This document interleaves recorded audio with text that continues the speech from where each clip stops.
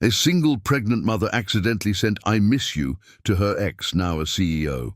He still loved her, but she was expecting a child from another man. They struggled to live this forbidden love that would change everything forever. A story of second chances and impossible love that will touch your heart. Subscribe to the channel, give it a thumbs up, and comment where you're watching from. The heat of January in Brooklyn was the kind that clung to the skin and made it impossible to sleep properly. Sarah turned over for the 100th time on the mattress, the ceiling fan creaking in a monotonous rhythm that was more irritating than refreshing. It was 3:15 in the morning, and the compact apartment felt like a sauna. She placed her hands on her 7-month belly, feeling the baby move restlessly, as if also complaining about the suffocating heat that filled the room through the open windows. She struggled to get up, her swollen feet protesting with every step to the kitchen. The cotton nightgown, already damp with sweat, clung to her back. She poured herself a glass of cold water and leaned against the sink, watching the city that never fully slept through the window. Lights flickered in the surrounding buildings, a car or two passed by on the street, and the distant sound of a party echoed from some bar still open. Loneliness hit hard at that moment. It wasn't new. It had been part of her routine since David, the father of the baby, had simply disappeared 4 months ago. But on this particular dawn, with her heavy body, hormones raging, and an uncertain future looming closer each day, the feeling of being completely alone in the world was almost physical, like a hand squeezing her chest. Sarah was 32 years old, 5'5", with wavy brown hair that now fell untamed over her shoulders, honey-colored eyes that used to shine with determination but at that moment reflected only exhaustion. Her face, with delicate features and still beautiful despite the deep dark circles, showed signs of a difficult pregnancy. Her skin a bit paler, cheeks fuller, an expression of maturity that hadn't existed 3 years ago. She picked up her phone from the kitchen counter, the screen illuminating her face in the dim light. She opened WhatsApp almost reflexively, scrolling through old conversations, looking for some distraction to make her forget the emptiness she felt. She stopped at the conversation with Julia, her best friend since college.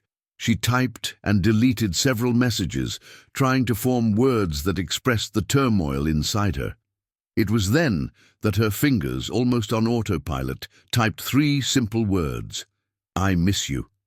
The intention was clear in her mind. She was talking to Julia, who had traveled to Miami the previous week and with whom she exchanged daily messages since Sarah's world had crumbled. Julia was her anchor, her confidant, the only person who truly understood the chaos her life had become. But the exhaustion, the late hour, and her teary eyes betrayed her. She hit send without checking the recipient. Sarah's heart raced when she realized the mistake. There, below the sent message, was the name she swore she would never type again. Michael Do Not Disturb, the contact she had renamed 3 years ago when she signed the divorce papers in a pathetic attempt to protect herself.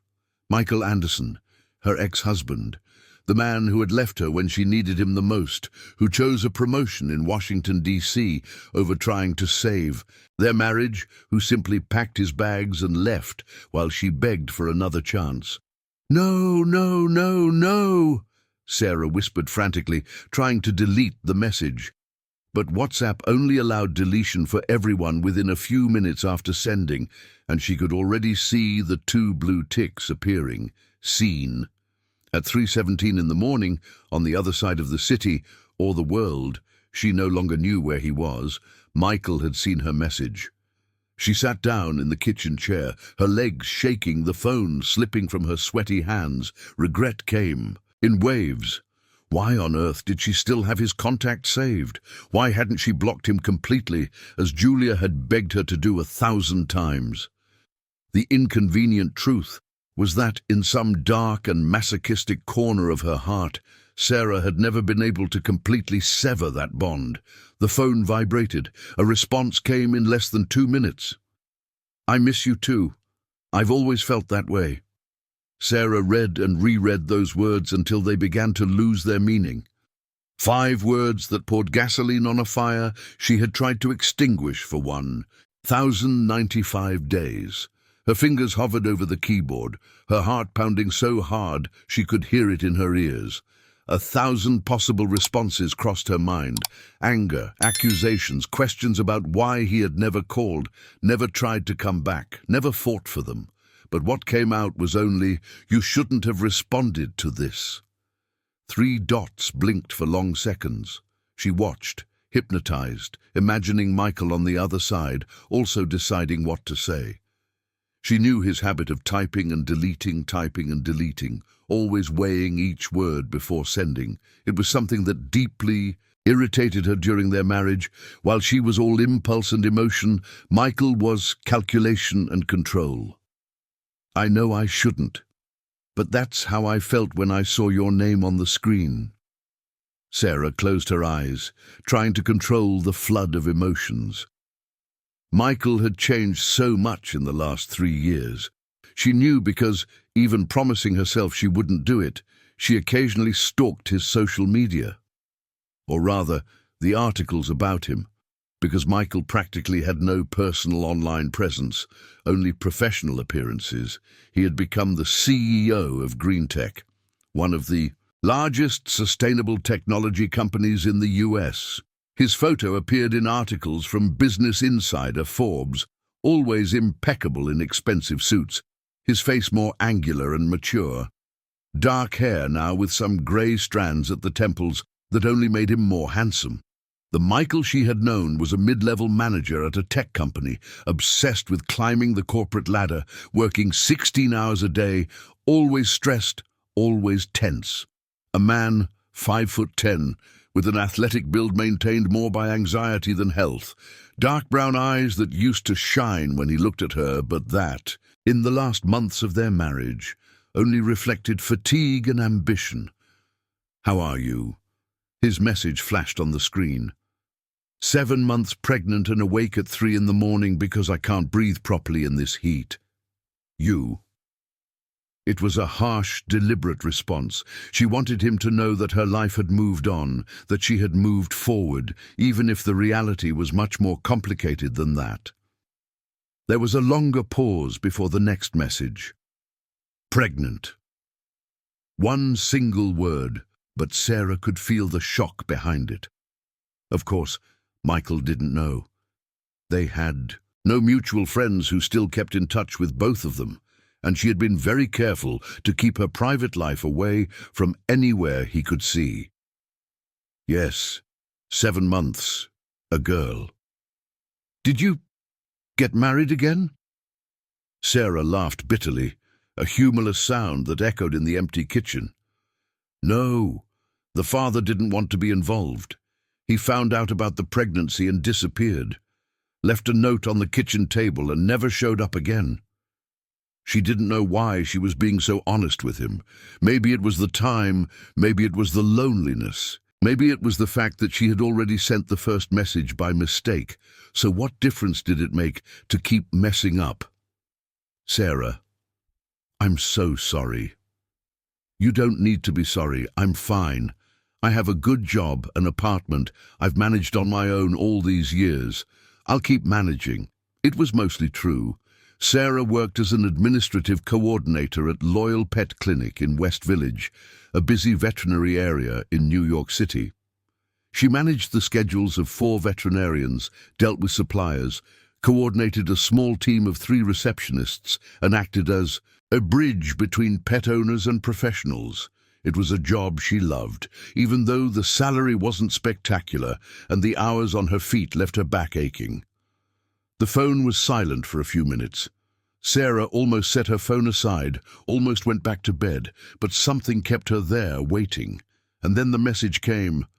"You've always been strong, the strongest person I've ever known, but no one should have to manage alone all the time." Tears came without warning, hot and furious.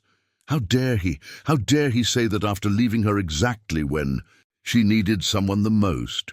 when her world was crumbling because the company she worked for had closed, when her mother had fallen ill, when she begged, literally begged on her knees, for him to refuse the transfer to Washington, D.C.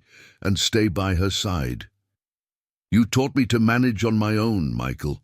When you packed your bags and left, I learned that I couldn't rely on anyone else." "I know, and I'll carry that guilt for the rest of my life." Sarah rubbed her face, wiping away the tears. The baby kicked hard, as if sensing her emotional turmoil. She took a deep breath, trying to calm down. This was ridiculous. It was 3:30 in the morning. She was having a deep conversation with her ex-husband, whom she hadn't seen in 3 years, and her whole body was shaking with a mix of anger, hurt, and something dangerous she didn't want to name. "We need to stop talking. This was a mistake. The message wasn't meant for you." "I know, but can we mess up again tomorrow? I mean, tonight?" Sarah stared at the message for long seconds. The sensible, rational, healthy response would be no. It would be to block the number, delete the conversation, pretend it never happened. But at 3:34 in the morning, on a sweltering January Thursday, alone in her apartment with only an unborn baby for company, Sarah wasn't feeling particularly sensible. "Maybe," she typed, and turned off her phone before she could change her mind. Sarah couldn't sleep for the rest of the night. She tossed and turned, the fan continuing its irritating creak. But now her insomnia had a very specific reason. The conversation with Michael looped in her head like an impossible-to-forget catchy tune. When the alarm went off at 6:30, she had already been awake for at least 2 hours, watching the daylight creep through the slats of the blinds. She dragged herself to the bathroom, avoiding looking in the mirror. She knew the sight wouldn't be pleasant. The swollen face, red eyes, and frizzy hair confirmed her suspicions when she finally forced herself to face her reflection. "You're an idiot, Sarah," she said to her own image, pointing an accusatory finger. A complete idiot who fell for his sweet talk after 3 years. 3 years! The baby kicked, as if agreeing with the assessment. The commute to the clinic was the same as always. Crowded subway on the Green Line to Brooklyn, then a bus to West Village. 45 minutes of squeezing, heat, and sweaty people crammed together. Sarah had learned the art of securing a seat by strategically showing her belly. Most people still had some empathy for pregnant women, even in the chaos of New York City public transport. Sitting on the hard plastic seat, swaying with the bumps of the bus, she pulled out her phone from her bag. 17 unread messages in the family group chat, 5 in the college friends group, 3 from work. And one from Michael, sent at 5:43 in the morning. "Good morning. I know you must be cursing me mentally right now, and you're right to do so. That's it. But I wanted you to know that I haven't stopped thinking about you for a single day in these 3 years." Sarah felt her stomach knot. She blocked her phone without responding, tossing it back into her bag as if it were on fire. No, she wasn't going to fall for that. Not again. The Loyal Pet Clinic was located on a busy corner in New York City, a 2-story building with a blue and white facade, large glass windows allowing a view of the reception from outside. At the entrance, a neon sign flashed the name, and a sculpture of a dog and a cat embracing welcomed clients. Sarah entered through the side door, heading straight to the administrative room at the back of the ground floor. It was a small but organized space, a desk with 2 computers, green metal filing cabinets, a whiteboard on the wall with the week's schedule, and an old but comfortable sofa where she often took breaks when her back ached too much. "You're here, Sarah?" The voice of Claudia, one of the receptionists, came from the front desk. "We have 3 emergencies waiting and Dr. Smith is stuck in traffic." "I'm here. I'll be right there." Sarah dropped her bag, took a sip of water, and headed to the front line. The morning passed in a blur of activities: a Labrador that had eaten chocolate and needed an urgent stomach wash, a Persian cat with a urinary infection, a parrot with a broken wing. Sarah coordinated everything efficiently, even with swollen feet and a throbbing back. She had a special way with the pet owners. She knew when to be firm about costs and treatments, when to offer payment plans for those who couldn't afford it, and when to simply listen to someone break down in tears because their pet was the only family they had. "You look terrible today," Paula, another receptionist, observed during the lunch break. They were sitting in the tiny break room at the back, Sarah nibbling on a lunchbox of grilled chicken with vegetables she had prepared on Sunday. "Did you not sleep?" "The heat," Sarah half-lied, "and the little one here decided to do breakdancing in my belly all night." Paula laughed, stirring her own bowl of instant noodles. She was a 24-year-old with dyed red hair, 3 piercings in her left ear, and a paw print tattoo on her wrist. She had been working at the clinic for 2 years and had become friends with Sarah despite the age difference. "Girl, you need to rest more. You're working too hard for a 7-month pregnant woman. Dr. Johnson said the other day that you should take leave soon." "I can't. I need to save my leave days for after she's born, and we're really busy. I can't leave you all hanging. Sarah, the clinic won't fall apart without you for a few weeks." Sarah knew Paula was right, but the truth was that work kept her sane. At home, alone, she had too much time to think. To think about how she had ended up there, the choices she had made, the uncertain future that was approaching. At work, at least, she had purpose. The phone vibrated inside the pocket of her lab coat. Sarah ignored it. It vibrated again and again. "Just answer that thing already." Paula rolled her eyes. "It's been vibrating for half an hour." With a sigh, Sarah pulled out her phone. 7 messages from Michael. Her heart raced against her will. "I know you're working. You don't need to respond. I just wanted to say that I'm serious. What I said last night. I messed everything up between us. I know that. I made the worst decision of my life when I left. But if you give me a chance, just to talk, no pressure, I would love to see you, in person. It doesn't have to be anything fancy. A coffee, a walk, whatever you want. Sorry if I'm being inconvenient. Just block me if I'm overstepping." "Good afternoon, Sarah." Sarah read each message 3 times, her heart perfectly divided in half. Half of her, the rational half, which had survived betrayal and abandonment, screamed to delete everything and move on. The other half, the stupid, sentimental half that still kept the wedding photo in a box at the back of the closet, wanted to respond, wanted to see where this would go. "Who is it?" Paula asked, curious. "By the way you're looking at that screen, it's either a lottery win or an ex-boyfriend. Worse, ex-husband." "Ah, damn!" Paula nearly dropped her noodles. "Michael? The CEO of that tech company you were stalking drunk at that barbecue last year?" Sarah blushed violently. "I wasn't stalking. I was just checking if he was alive." "Yeah, right. And I just check if my ex is alive 3 times a week, too." Paula leaned in, trying to see the screen. "What does he want?" "To see me, to talk." "And are you going?" "Of course not. The guy left me, Paula, packed his bags and left when I needed him the most. I begged, cried, did all sorts of ridiculous things, and he still walked away. 3 years without a word.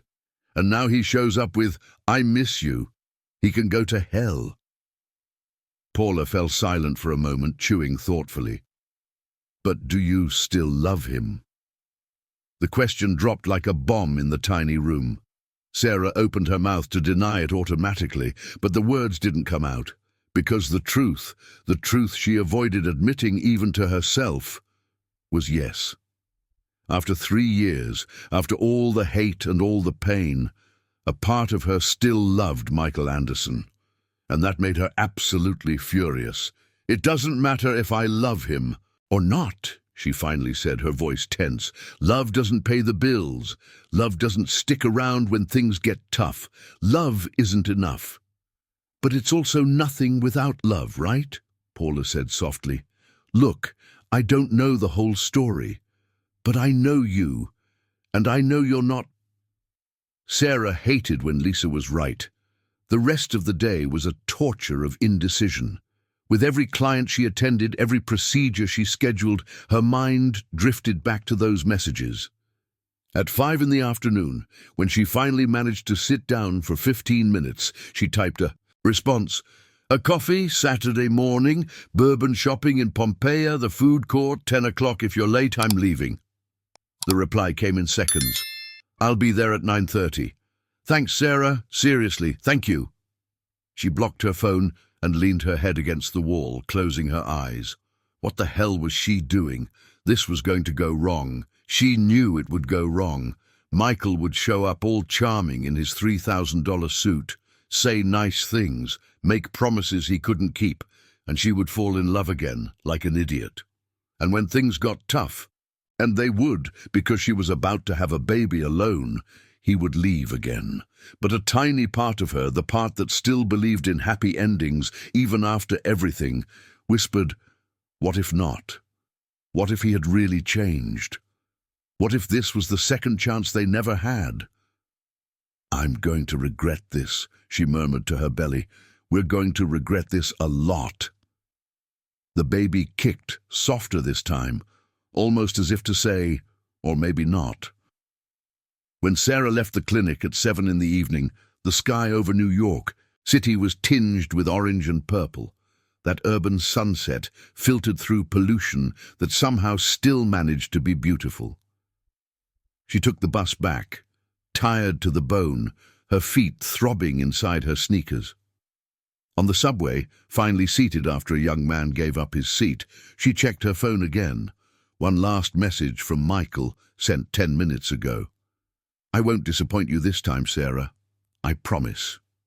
Sarah looked out the dark window of the train, seeing only her own tired reflection in the glass. Promises. Michael had always been good with promises. The problem was keeping them. But Saturday was just 2 days away, and she was going to find out if people could really change, or if she was just preparing to have her heart broken for the second time by the same man. Friday dragged on with torturous slowness. Sarah woke up feeling nauseous, threw up her morning coffee, and spent the entire morning at the clinic with a sense of anxiety gnawing at her stomach. Every time her phone vibrated, her heart raced. But it was always silly messages, supermarket promotions, the family group discussing the Sunday barbecue, Lisa sending cat memes. Michael hadn't sent anything since last night. Total silence. And that, strangely, made her even more nervous. You look like a caged cat, commented Dr. Johnson, the older veterinarian at the clinic, a 60-year-old man with grey hair and thick glasses. He was finishing a routine checkup on an elderly poodle while Sarah organized the files for the next day. Is something going on? Nothing much, Sarah lied, avoiding his perceptive gaze. Dr. Johnson had known her for 4 years, since she started working there, recently divorced, and trying to rebuild her life. He had been like a father to her, offering unsolicited but always spot-on advice. Sarah, he took off his glasses, carefully cleaning the lenses. I've seen that face before.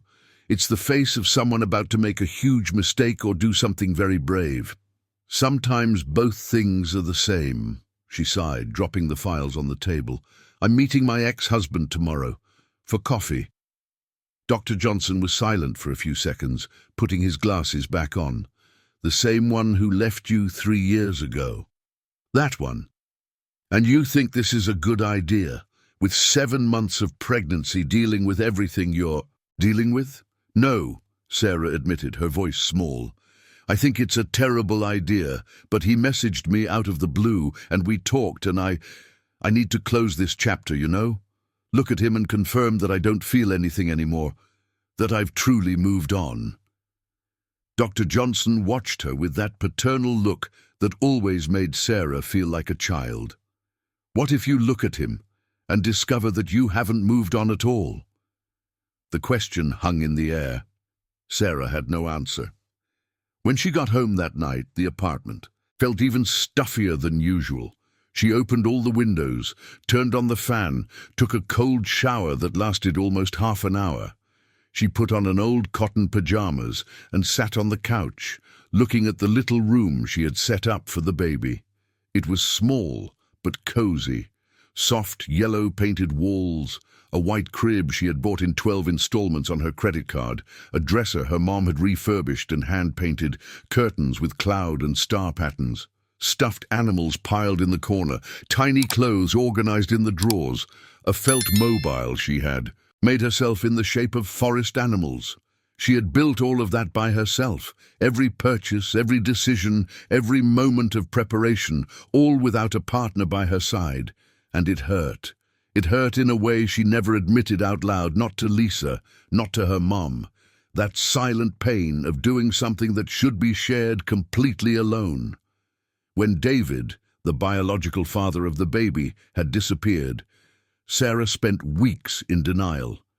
They had had a brief, intense, and completely unresolved relationship. They met at an after-work gathering at the clinic. He was a representative of a pet food company, handsome, funny, attentive. She was lonely, needy, tired of spending Friday nights alone on the couch. Things escalated too quickly.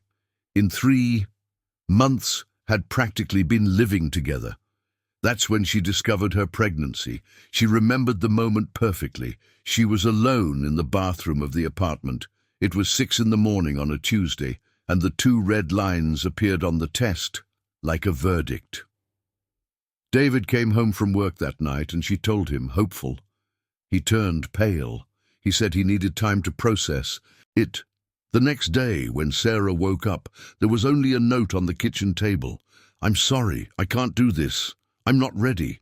You're going to be an amazing mom, but I can't be that dad. Forgive me." Just like that. 4 months into their relationship, a pregnancy, and he had evaporated like water under the January sun. He blocked her number, requested a transfer to the countryside of Texas, and disappeared completely. Sarah learned a painful lesson at that moment. She couldn't trust that someone would stay. People left. Michael had left. David had left. The only person who would never abandon her was herself. And there she was, about to meet the first man who had taught her that lesson. Her phone vibrated. Sarah almost dropped it when she saw the name on the screen. "How are you?" Michael. Simple. Straightforward. She stared at the message for long seconds before replying, nervous, scared, thinking this is a mistake. "I'm nervous too, but I don't think it's a mistake. I think it's the first right thing I've done in 3 years. You don't know me anymore, Michael. I've changed. I'm not that woman you left. I know, and I'm not that man anymore either. But I would like to know who you are now, if you let me." Sarah felt a lump in her throat. "Why now? Why, after 3 years of total silence, do you show up just when I'm pregnant, vulnerable, going through all this alone?" The answer took a while. She could imagine Michael on the other side, choosing his words carefully. "Because I'm a coward. I've spent 3 years wanting to call you, drive to your place, show up at your work. But I was so afraid you'd send me away, that you had forgotten me, that you had truly moved on, that I never had the courage. Until I saw that message yesterday. I miss you." Even knowing it wasn't meant for me, it felt like the universe had given me permission to talk to you again. And what if tomorrow I look you in the eyes and tell you to disappear from my life for good? Then I will respect that. I'll leave and never bother you again. I promise. Sarah closed her eyes, taking a deep breath. "Okay, until tomorrow then. Until tomorrow, Sarah. Sleep well." She didn't sleep. Well, she spent the entire night waking up every hour, dreaming of confusing fragments from the past. Their wedding, in a simple ceremony in her mother's backyard. Michael in a navy blue suit, her in a short white dress, smiling as if nothing could go wrong. The honeymoon in Miami, walks on the beach, passionate sex in the room overlooking the sea, the first fights about money, about time, about priorities, the promotion he wanted so badly, the transfer to Washington, D.C., the final argument. "You can't go, we just got married, Michael. My mum is sick, I lost my job, I need you here. It's just for a year, Sarah, a year for me to solidify the position, and we can come back with a much better salary, a much better life. I don't want a better life in Washington, D.C. I want the life we planned here." "You're being selfish. This is my career's chance, and our marriage. Doesn't that matter?" His silence said it all. The marriage mattered, but not enough. Not more than the career, than the ambition, than the bright future he envisioned that didn't include a wife holding him back. Sarah woke up at 7 on Saturday morning with puffy eyes and a heavy heart. She took another long shower, washed her hair, and spent half an hour deciding what to wear. Everything felt wrong. Too dressed up seemed like she was trying to impress. Too casual seemed careless. She ended up choosing a comfortable navy blue knit dress for her belly, beige flat sandals, her hair down over her shoulders. A light makeup, concealer for the dark circles, a bit of mascara, gloss on her lips. Nothing over the top. She left home at 9, even though the meeting was at 10. She needed time to get there, calm down, maybe back out and leave before he showed up. Miami Mall was one of the smaller malls in the area, but it had the advantage of being quiet on a Saturday morning. Sarah arrived at 9:40, went straight to the food court on the second floor, ordered an orange juice at a snack bar, and sat at a corner table facing the escalator. Her heart was beating so hard that she was sure anyone nearby could hear it. 9:50. Nothing. 9:55. She started to think he wasn't coming, that it had all been a cruel joke, or that he had backed out, or realized it was a bad idea, and then, exactly at 9:58, she saw him.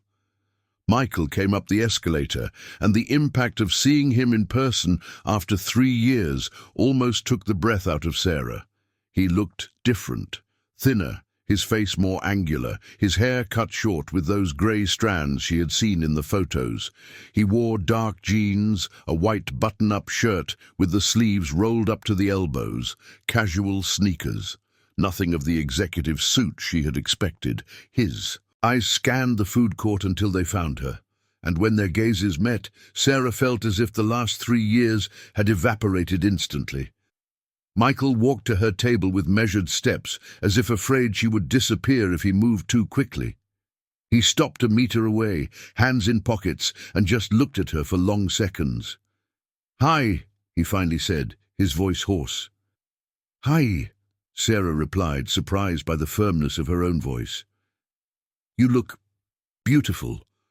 Pregnancy makes you even more stunning." She rolled her eyes. "Stop it. I'm swollen, with dark circles, and I haven't slept properly in weeks." A small smile touched his lips. "Still beautiful." Sarah gestured to the chair in front of her. "Are you going to sit, or just stand there like an idiot?" Michael sat down, and for the first time in 1,095 days, they were face to face. The last time had been at the courthouse, signing the divorce papers, a cold silence between them. Now the silence was different, charged, electric. "I don't know where to start," Michael admitted. "How about, 'I'm sorry for destroying our marriage,'" Sarah suggested, unable to avoid the acidic tone. He accepted the blow. "I'm sorry for everything. For leaving, for making the wrong choice, for hurting you in a way I can never fully fix." 3 years, Michael. 3 years without a call, without a message, without anything. "I know." "You know? Really? Do you know what it was like to wake up every day in an empty bed knowing that the person who promised to stand by my side just gave up? Do you know what it was like to see my mom sick, losing my job, having to rebuild everything from scratch completely alone?" Her voice was rising, emotions spilling over. Some people at nearby tables looked discreetly. Michael stared at her, his dark brown eyes shining with something that seemed genuine. "No, I don't know, because I'm a coward who ran at the first sign of trouble. But I've paid for it, Sarah. Every day of those 3 years I paid." "Oh, really? How?" "By building an empire, becoming a CEO, appearing in Forbes. What terrible suffering. Do you think money fills the void?" His voice came out firm for the first time. "Do you think professional success makes up for coming back to an empty apartment every day, eating alone, waking up alone, not having anyone to share victories or divide failures with?" Sarah fell silent, surprised by his intensity. "I have everything I've ever wanted in my career," Michael continued, "and it means nothing. Nothing, Sarah. Because the only thing that truly mattered, I threw away with both hands." Tears came without permission, hot and angry. Sarah wiped her face with the back of her hand. "Then why did you leave? If I was so important, why did you let me go?" "Because I was an immature idiot who thought professional success would make me worthy of you. That if I was successful enough, rich enough, important enough, then I would deserve your love. And I only realized too late that I was already worthy. I just needed to be present." The words hung between them, raw and honest. Sarah took a deep breath, controlling her emotions. "And now? Why do you want to come back now?" "Because I saw a chance to not be a coward again, to try to fix what I broke, even knowing that it might be too late." Sarah looked at the orange juice in front of her, watching. The bubbles on the surface, trying to organize the chaos of thoughts in her head. Michael waited in silence, respecting her time, not pressuring her. This was new. The Michael from 3 years ago would have become impatient, drumming his fingers on the table, checking his phone. "You've changed," she finally said, lifting her eyes to meet his. "I had to change. Life forced me." He ran his hand through his hair, a nervous gesture that Sarah recognized immediately. Some things never changed. "When I arrived in Washington, D.C., I thought I had made the right choice. I dove headfirst into work. 16, 18 hours a day. I was climbing the corporate ladder at record speed. I got the promotion, then another, then another. And it was everything you ever wanted," Sarah completed, the bitterness evident. "It was. Until it wasn't anymore." Michael leaned forward, elbows on the table. "I had a huge apartment in the city, a view of the lake, everything money could buy. But I came home every day and it was just empty. I ordered food, ate alone while watching Netflix, slept, woke up and repeated it all the next day. On weekends I tried to fill the time with the gym, extra work, anything to avoid being alone with my thoughts." Sarah felt a pang of petty satisfaction. She wanted him to have suffered, wanted him to have regretted it, but soon came the guilt for feeling pleasure in his pain. "And the women? You didn't have anyone?" She hated the vulnerability in her own voice when she asked the question. Michael shook his head. "I tried. Some blind dates set up by friends, dating apps. I met nice people. But it never went beyond 2 or 3 dates, because I always compared them to you, and no one compared." "Don't say that," Sarah protested, wiping another tear that stubbornly fell. "Don't say nice things as if 3 years of abandonment could be erased with a few movie lines." "You're right. I'm sorry." He stepped back, respecting her boundaries. "I'm not trying to erase anything. I just want you to understand that I've paid for what I did, and that I've learned. I really have, Sarah." A heavy silence settled between them. Around them, the mall began to fill up. Families with children, teenagers in groups, couples holding hands. Normal life happening while Sarah's world seemed suspended. At that food court table, "Tell me about the pregnancy," Michael gently requested, changing the subject as if he sensed she needed a break from the emotional intensity. "How did it happen?" Sarah picked up the juice, took a long sip, buying time. I met David at an after-work gathering for the clinic. He was a representative for a pet food company. Handsome. It was funny, it made me laugh. I was alone, tired of being alone. And he was attentive, seemed genuinely interested. Michael nodded, his jaw tense but without interrupting. It all happened so fast. 3 months and he was practically living in my apartment. I knew it was too fast, but after so long alone, it was nice to have someone, to have company. She paused, the pain of the memory still fresh. When I found out I was pregnant, I thought we could make it work, that he would stay, that we would be a family. But he left, Michael completed, his voice heavy with contained anger. The next day, he left a ridiculous note on the table saying he wasn't ready, that I would be an amazing mum, but he couldn't be that father. He blocked my number, requested a transfer to the countryside, and disappeared. Sarah felt the familiar burn of rejection. 4 months of dating and he vanished as if he had never existed. Michael briefly closed his eyes, and when he opened them, there was something intense there. I want to kill that guy. I know I have no right to feel this way. I was the one who left you first, but the idea of him leaving you pregnant and alone fills me with a rage that you have no right to feel any anger. Sarah cut in, her voice firm. You did exactly the same thing. Worse, actually. We were married. We made vows, and you left me the same way. The truth hit like a slap. Michael leaned back in his chair, accepting it. You're right. I have no right. But that doesn't change the fact that what he did was wrong, and that you didn't deserve to go through that, not for the second time.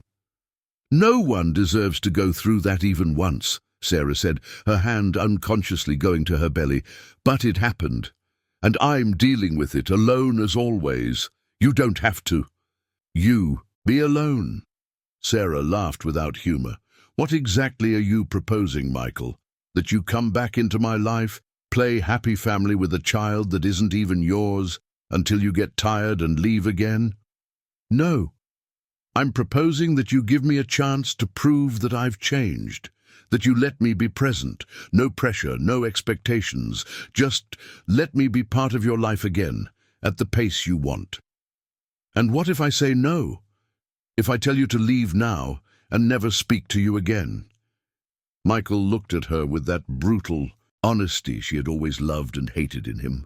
Then I will respect that. I will leave and not bother you again. But before you decide, I need to tell you something.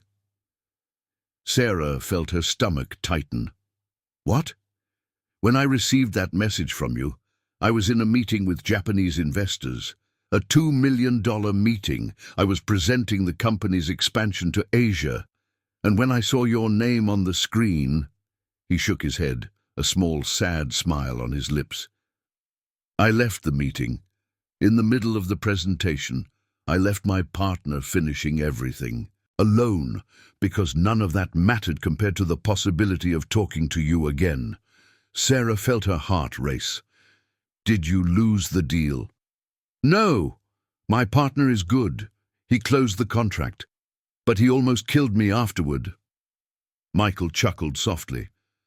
He said I had lost my mind, that he had never seen me do something so impulsive and irresponsible. And he was right. But it was the first time in 3 years that I felt like I was doing something right, choosing the person over work. Tears returned, and this time Sarah didn't try to hide them. That's not fair.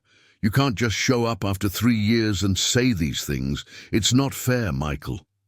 I know, but it's the truth. He extended his hand across the table, stopping inches from hers, without touching. I'm not asking you to forgive me. I'm not asking for us to go back to what we were. I'm just asking for a chance to get to know who you are now, and to show you who I've become. Sarah looked at his hand so close to hers. It would be so easy to close that distance, to intertwine their fingers, like they had done 1,000 times in the past. But would it be safe? Would it be smart? Or would it just be her falling into the same trap again? I need to think, she said, pulling her hand back. "This is a lot at once. I need time." "Take as much time as you need. I waited 3 years. I can wait longer." They stayed there for another half hour, the conversation eventually drifting to lighter topics. Michael talked about the company, about trips, about how New York City had changed in the 3 years he had been away. He had returned 8 months ago, taking over GreenTech as CEO when they opened an office on Fifth Avenue. Sarah talked about her work at the clinic, about the funny animals she treated, about preparing for the baby. Carefully, they avoided the deeper subjects, what this reunion meant, where it would lead if there was room to rebuild something of what they had lost. When Sarah finally looked at the clock, it was already noon. "I have to go. I promised my mom I would have lunch with her." Michael immediately stood up, polite, respectful. "Can I give you a ride?" "No, I'm taking the subway. I need to process all of this alone." "I understand." He hesitated, as if he wanted to say something more, but then just nodded. "Can I message you, or would you prefer I wait for you to reach out?" Sarah grabbed her bag, adjusting her dress over her belly. "You can message me. Just don't expect immediate responses, okay? I will need time to think about everything." "Of course. Take all the time you need." They walked together to the mall's exit, a comfortable silence between them for the first time. At the door, Michael stopped, putting his hands in his pockets. "Sarah, I know I did a lot of things wrong, and I know words don't fix anything. But I want you to know that these 3 years taught me one thing. Success means nothing if you don't have someone to share it with. Divide. And the person I want to share everything with is you, always has been." Before she could respond, he turned and walked away, heading toward the parking lot with determined steps, not looking back. Sarah stood there, her hand on her belly, feeling the baby kick as if it too were processing the emotional roller coaster. "What do you think, little one?" she murmured. "Is Mommy going crazy, or is there a chance he really has changed?" The baby kicked again, stronger this time. Sarah smiled through her tears. "Yeah, I don't know either." Sarah's mother's house was in Queens, in an old neighborhood with simple houses, bars on the windows, and small gardens in front. Mrs. Johnson, at 63, was a small but strong woman, her completely white hair tied up in a bun, hands calloused from decades of working as a seamstress. She had retired 2 years ago, but still did some repair work for neighbors unable to sit still. "You cried," was the first thing she said when she opened the door, even before greeting her daughter. "Good morning to you too, Mom."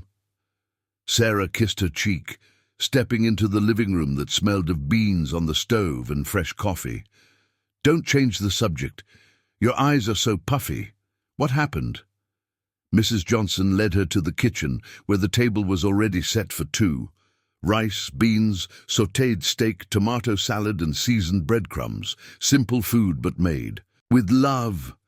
Sarah sat down, served her plate, buying time.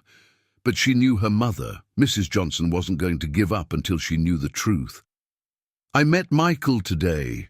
Her mother's fork froze in mid-air. "Michael? Your ex-husband Michael?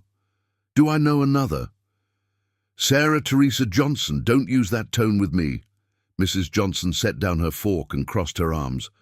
"What were you two doing meeting up?" Sarah told her everything. The accidental message, the late-night conversations, the coffee invitation, today's meeting. Her mother listened in silence, her face growing more closed off. "That man destroyed you," Mrs. Johnson said when Sarah finished. "I saw you cry every night for months. I saw you lose 10 pounds because you couldn't eat. I saw you drag yourself out of bed every morning because depression was consuming you. And now he shows up, says some pretty words, and you're considering giving him a chance. It's not that simple, Mum." "It is. It's exactly that." Mrs. Johnson's voice rose, something rare for her. "You're pregnant, vulnerable, alone.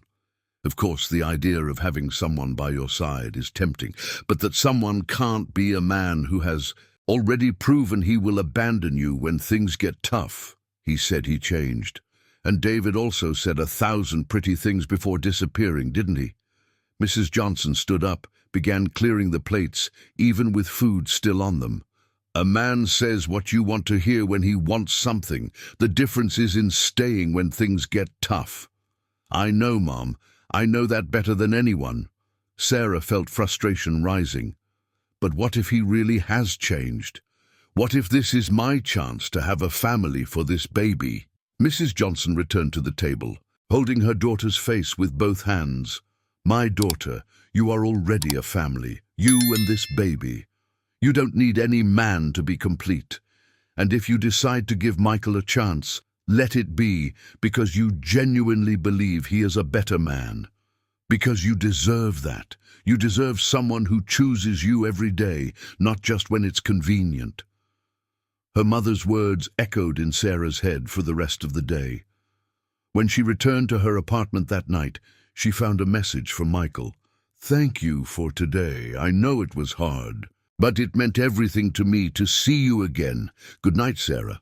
She stared at the message for long minutes before replying, good night. 2 words. Nothing more, but it was a start, or a mistake. Time would tell. The following weeks fell into a strange and new rhythm. Michael didn't invade Sarah's space, something she appreciated yet found confusing. He sent a message every day, always in the morning. Good morning. I hope you and the little one are well. Nothing more. No demands, no pressure, no attempts to force meetings or deep conversations. Sarah replied briefly, Good morning, we're fine, and continued with her routine. But his presence, even from a distance, began to weigh on her conscience in unexpected ways.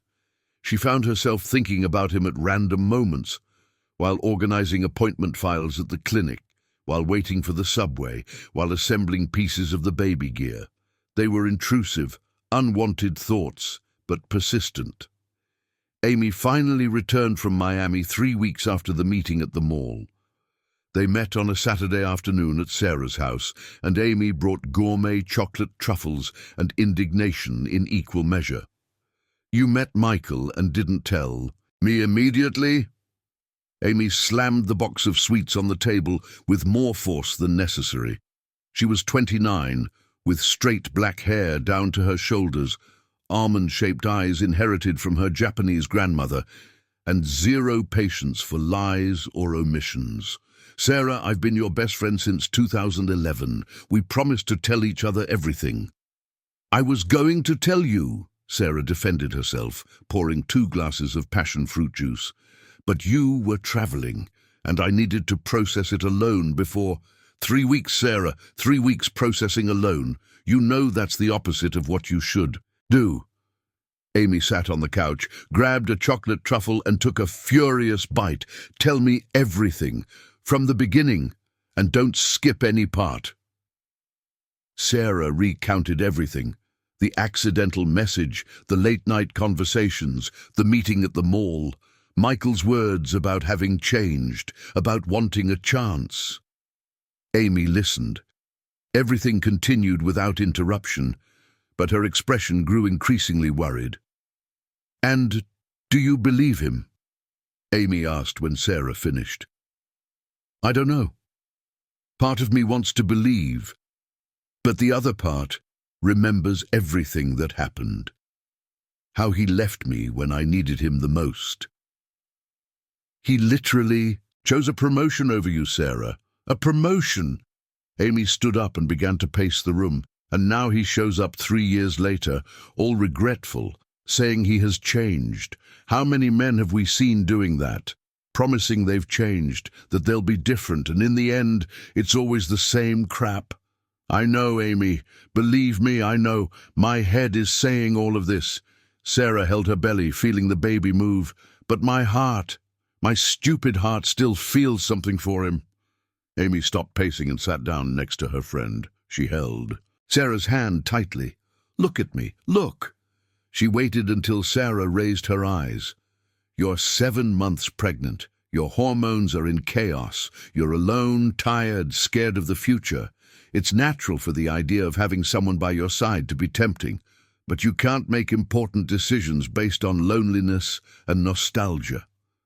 So what do I do? Stay away from him until the baby is born. Let life stabilize. And then, if he still wants to be present, if he really proves that he has changed with actions and not just words, then you can consider it. But not now, not when you're vulnerable. Amy's words made sense, all the sense in the world. Sarah knew that. But that night, when Michael sent his usual message, "Good morning, I hope you and the little one are well," she found herself typing something different. "I have a prenatal appointment on Tuesday at 2 p.m. If you want, you can come along." The response came within seconds. "I'll be there. Send me the address." Sarah looked at the screen, her heart racing. What the hell was she doing? Amy was going to kill her. Mrs. Johnson was going to have a fit. She didn't even understand why she had made that invitation. No, she knew exactly why. Because she was tired of going to appointments alone, of sitting in the waiting room watching happy couples holding hands, of hearing the baby's heartbeat without anyone to share that moment. And Michael was offering his presence. Maybe it was wrong to accept, but she was tired of being strong alone. Tuesday arrived hot and humid, typical of February in New York City. Sarah left the clinic early, took the subway to the Paradise Station, and walked 3 blocks to the obstetrics clinic. Dr. Smith had been her obstetrician since the 3rd month of pregnancy, a man in his 50s, bald, with gold-rimmed glasses, and a paternal demeanor that made her feel comfortable. Michael was already waiting when she arrived. Sitting in the reception area, he stood out among the pregnant women and their companions, still in work clothes, grey dress pants, a white shirt with the sleeves rolled up, and a loose tie around his neck. When he saw Sarah, he immediately stood up. "Hi, did I arrive too early?"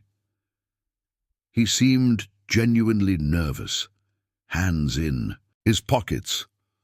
"No, you're right on time."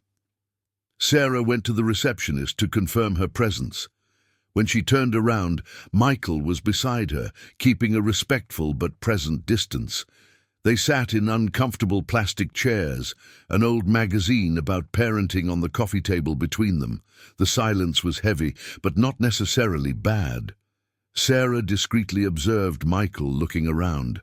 The posters about breastfeeding on the walls, the other pregnant women at various stages of pregnancy, an anxious father measuring his wife's blood pressure with a portable device. "Do you come here every month?" Michael asked quietly. "Every month, sometimes more, depending on how the baby and I are doing." "And is everything okay with both of you?" "Yeah, she's growing just fine. I'm tired, swollen, with constant heartburn, but nothing out of the ordinary for 7 months." Sarah paused. "Thanks for coming." Michael looked at her with that intensity that always disarmed her. "Thank you for letting me come." "Sarah Santos?" the nurse called from the door. They stood up together.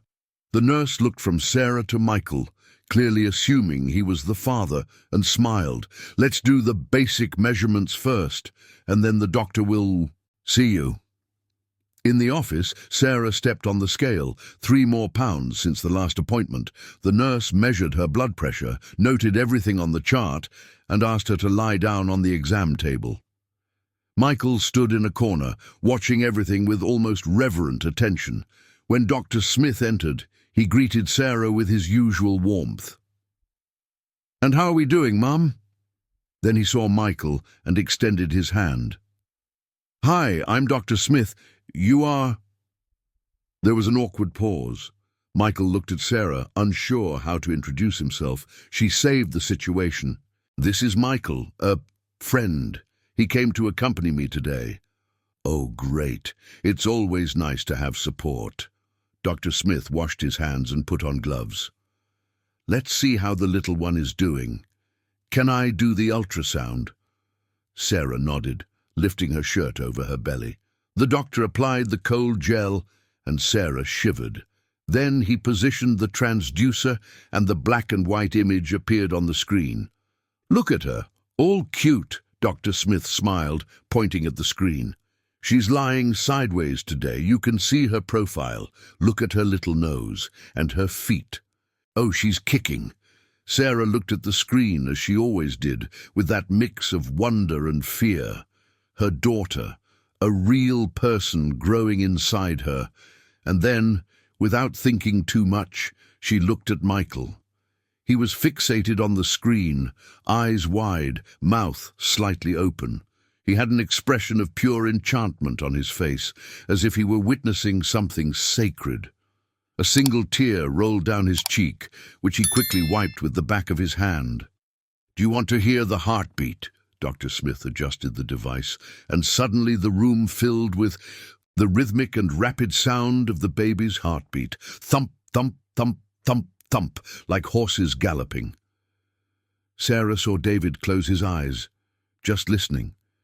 His hands were clenched into fists, as if he were trying to control a very strong emotion. And it was in that moment, seeing his reaction, that something changed inside Sarah. Because that was not the reaction of someone pretending. It wasn't a performance. It was genuine. "Everything is perfect," Dr. Smith announced, after checking all the measurements. "Baby is growing well, normal heart rate, good position. You're doing great, Sarah. Keep it up." He wiped the gel off her belly with a paper towel. "Any questions?" "No, doctor, thank you." "Great. I'll see you next month then. And Mr. David, you're always welcome." Outside the clinic, the February heat hit hard. David and Sarah walked in silence to a nearby cafe, sat at an outdoor table and ordered 2 juices. "I'm sorry," David finally said, "for crying in there. I didn't want to, I don't know, make things awkward." "You didn't. It was real." Sarah stirred her juice with the straw. "Why did you cry?" He was silent for a long moment, his eyes fixed on the table. When he spoke, his voice was heavy, because I had never seen an ultrasound before. I had never heard a heartbeat like that, and suddenly it hit me. This is real, real life, a real person, and you're doing this alone. He looked up, and Sarah saw that his eyes were red. "And it also hit me how much I've wasted. I could have had this with you. We talked about having kids, and I threw it all away." Sarah felt the familiar lump in her throat. "We talked about many things, about building a life together, growing old together, having a home full of dogs and kids, but you chose something else. I know, and there's no excuse for what I did. But Sarah..." He reached out his hand across the table, and this time she didn't pull hers back. He gently held her fingers, as if she were something fragile. "I want to be present now. I know she's not my daughter biologically. I know I have no right. But if you let me, I want to be part of this. I want to go to the appointments. I want to help with whatever you need. I want to be there when she's born." "Why?" Sarah needed to understand. "Why do you want this? Is it guilt? Is it pity? Is it some kind of redemption fantasy?" "It's love," David simply replied. "I still love you. I never stopped. And I know you don't feel the same, not after what I did. But let me show you. Let me prove that I've changed, not with words, but with actions." Sarah looked at their intertwined fingers. It would be so easy to get swept away. So easy to believe that happy endings were possible, but life had taught her that easy things often came with high prices. "I can't promise you anything," she finally said. "I can't promise that I'll forgive you, that we'll go back to what we were, that this will work. I'm not asking for promises, just a chance." Sarah took a deep breath. "Okay, you can come to the next appointments. You can be present. But slowly, David. One day at a time, and at the first sign that you're doing this for the wrong reasons, that you're going to leave again, I'll cut you out of my life for good. Understood?" "Understood." The relief on his face was palpable. "Thank you, Sarah. I won't disappoint you, I promise." Sarah gently released his hand. "I still don't really believe in your promises, but maybe with time you can change that." They finished their juices talking about lighter things. He told her about a project from Green Tech to plant trees in rural New York. She talked about a cat that had arrived at the clinic with 5 kittens inside a shoebox. Gradually, something of the old familiarity between them began to resurface. When they said goodbye that afternoon, David hugged her quickly, a chaste, respectful hug, but still made Sarah's heart race.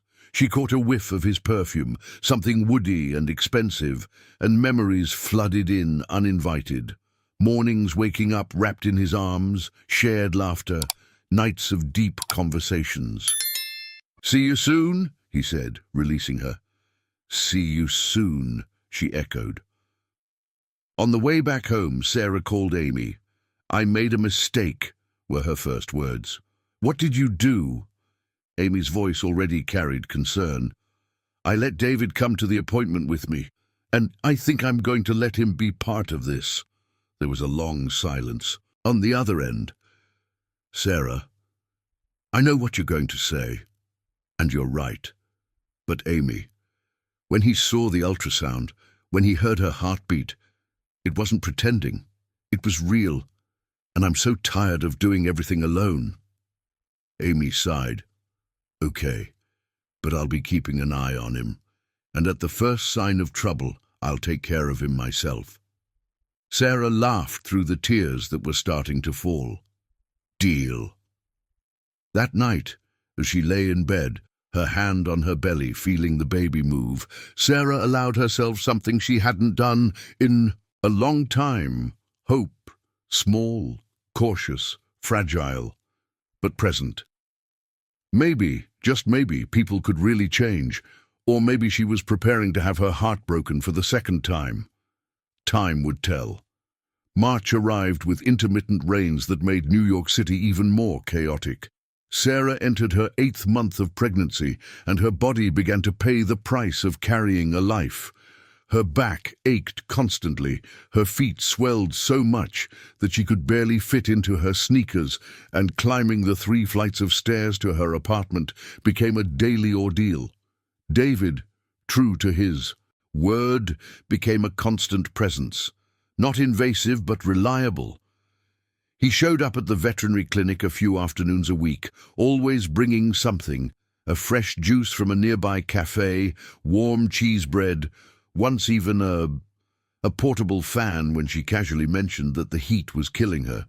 He never stayed long, just checked in on how she was doing, exchanged a few words, and left.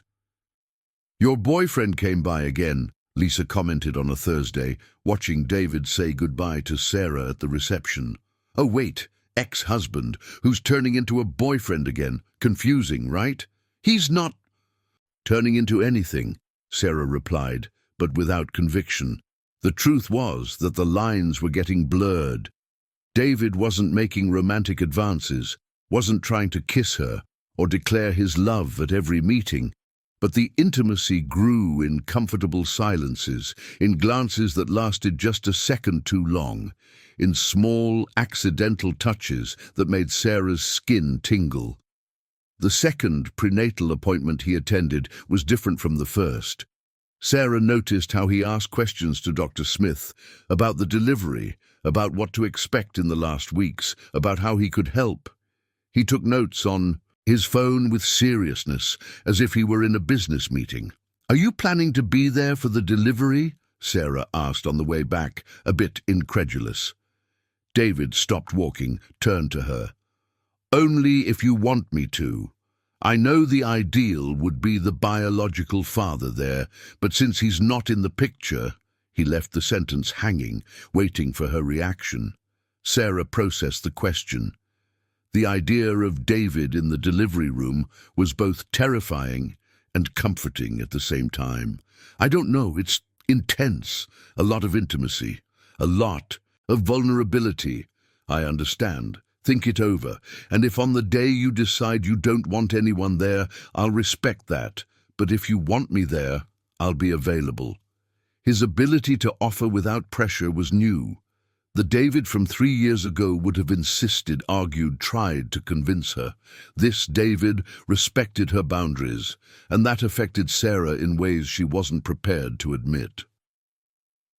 The bombshell dropped on a Saturday morning when Sarah was at the grocery store buying the last items for the baby. She was in the diaper aisle, comparing prices, when she felt a presence beside her. "Sarah?" She turned and almost dropped the pack of diapers. David, the biological father of the baby. Standing less than a meter away, an expression of embarrassment and hesitation on his face. "David." Her voice came out colder than ice. "What do you want?" He looked different.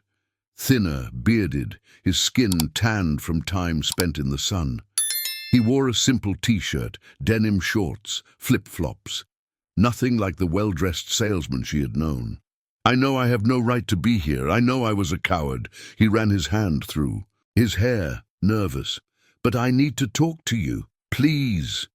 You had 4 months to talk to me. You chose to leave a note and disappear." "I know, and there's no excuse. But He looked at her belly, visibly larger since the last time they saw each other. "Can I buy you a coffee? Just 15 minutes. Then I'll leave your life if you want." Sarah should have said no. She should have told him to get lost and continued with her shopping. But something, maybe morbid curiosity, maybe a need for closure, made her agree. Sitting in a cafe inside the grocery store, David began to speak. "I went to Texas. I requested a transfer to the countryside, to Austin. I thought if I ran away I could forget, pretend none of this was happening." "And did it work?" Sarah's voice dripped with sarcasm. "For about 2 months, yes. I worked 12 hours a day, drank until I passed out at night, tried not to think.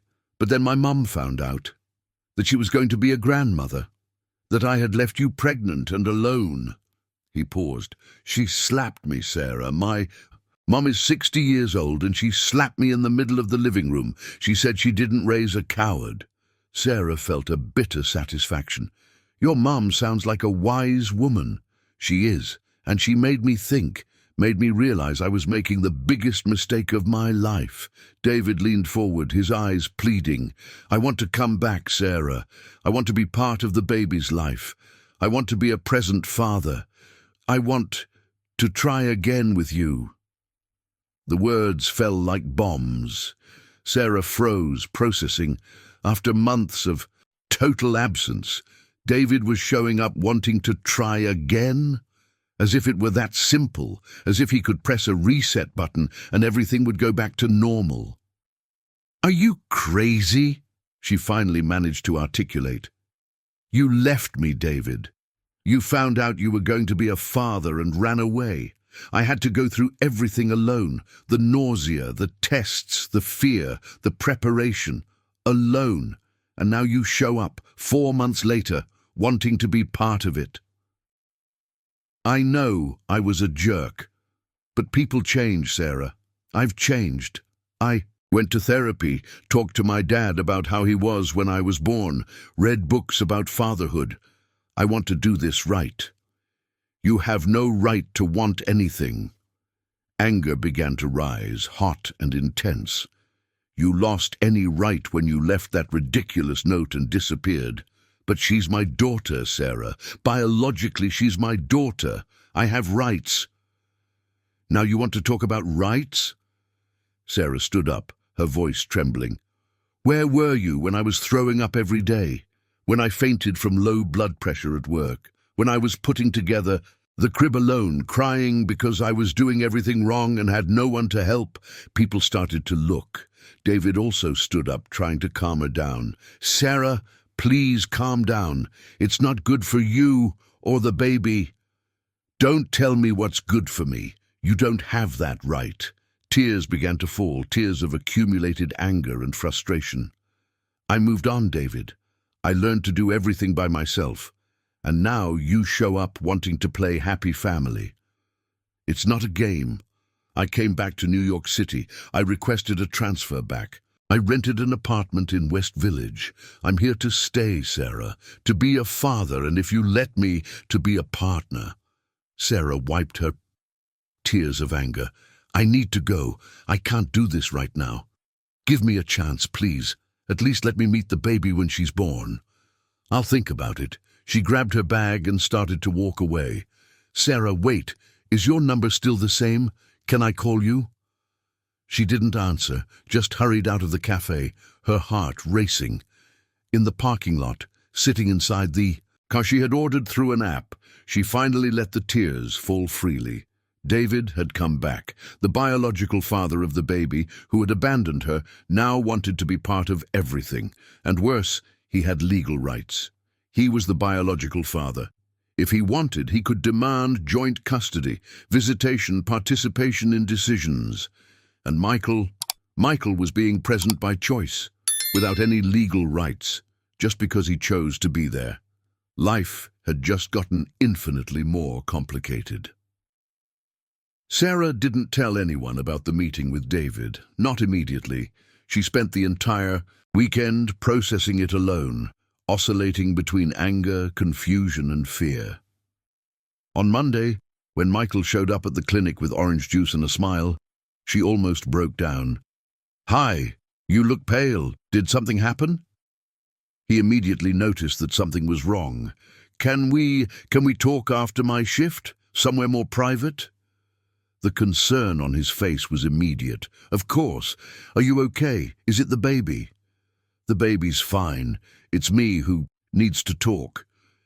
They met at 6 in the evening at a cafe near the clinic. Sarah told him everything, the meeting, with David, his words about having changed, about wanting to be a father, about moving back to Texas.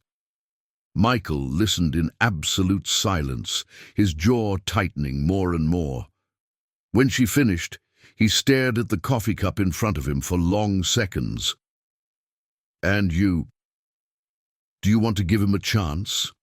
The question came out controlled, but Sarah could feel the emotion behind it. "I don't know what I want. He is the biological father. He has legal rights.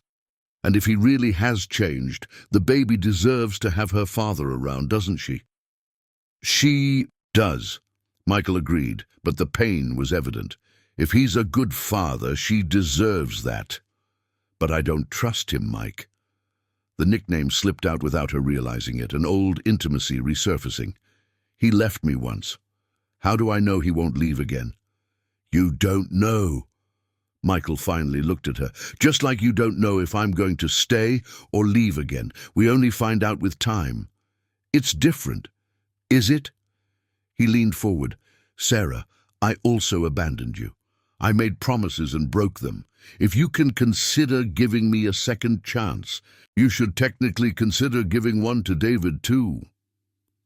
The words were logical, rational, but they hurt. Because Sarah didn't want to give David a chance. She wanted to send him back to Texas and continue building what she was building with Michael, no matter how confusing and scary it was. "But I don't want to," she admitted quietly. "I don't want him around. I want you." The silence that followed was heavy. Michael briefly closed his eyes, as if his words had struck home. "Sarah, look at me." He waited until she raised her eyes. "I want to be in your life more than anything. But I can't be the reason you push the biological father of the baby away. If you make that decision, it has to be because you truly don't want him there, not because you want me instead." "What if I want both?" The question came out before she could filter it. Michael blinked, surprised. "What do you mean?" "David as a father. You as, I don't know, as what you're being, present, part of her life, part of my life. Do you think that would work? Me, the ex-husband who abandoned you, and the biological father who also abandoned you, both trying to be part of the baby's life." There was something close to bitter humor in his voice. "Sounds like a recipe for disaster." "My whole life is a recipe for disaster at this point." Sarah laughed without joy. "But I can't make these decisions alone. I need to know what you want." "I want you. I've always wanted you. And I want to be part of that girl's life, even if she's not mine biologically. Michael held her hand over the table. But I'm not going to ask you to choose between me and David. If he wants to be a father, he has to have that chance. And I'll take whatever you want to give me. And what if I don't know what I want? Then we figure it out together, one day at a time, like it has been. Sarah squeezed his hand, feeling tears threaten to fall again. How had life gotten so complicated? 8 months ago she was just a divorced woman trying to start over. Now she was pregnant, with her ex-husband wanting to come back, the biological father of the baby reappearing, and her heart completely confused about what it wanted. David said he would call me, she said. I don't know if I should answer or block him. Answer. Listen to what he has to say. You don't have to decide anything right now, but at least let him talk. You're too good. Why do you have to be so understanding? It would be easier if you were possessive, if you asked me to send him away. Michael smiled sadly. I've been selfish once with you. I won't be again, even if it kills me inside. That night, alone in the apartment, Sarah stared at her phone for almost an hour before typing, David, can we talk, but slowly, and with clear boundaries. The response came almost instantly. Thank you, Sarah. I promise not to disappoint you this time. Promises. Everyone made promises. Michael promised to be present. David promised not to disappoint. But promises were just words until they were tested by reality. And reality was about to test them all. The following days were an exercise in delicate and sometimes painful balance. David began to show up, cautious, respectful, but persistent. He sent messages in the morning asking how Sarah was, offered help with practical tasks, and inquired about the baby. She responded with polite brevity, still building walls around the heart he had broken. The first real meeting happened on a Wednesday afternoon. David suggested a neutral cafe in a public place. Sarah chose a traditional bakery in the West Village, near the clinic, where she could walk and leave whenever she wanted. He was different from the man who had run away 4 months ago. More serious, more present. He brought a baby bag. He had bought clothes, diapers, and a few toys. He placed everything on the table carefully, almost reverently. I know it's little, that it doesn't make up for the months I was gone, but I wanted to start somewhere. David pushed the bag toward her. If you don't want to accept it, I understand. Sarah looked at the items. A yellow onesie with a giraffe print, a teddy bear, packs of newborn diapers. Simple objects that represented an attempt. She picked up the onesie, feeling the soft texture of the cotton.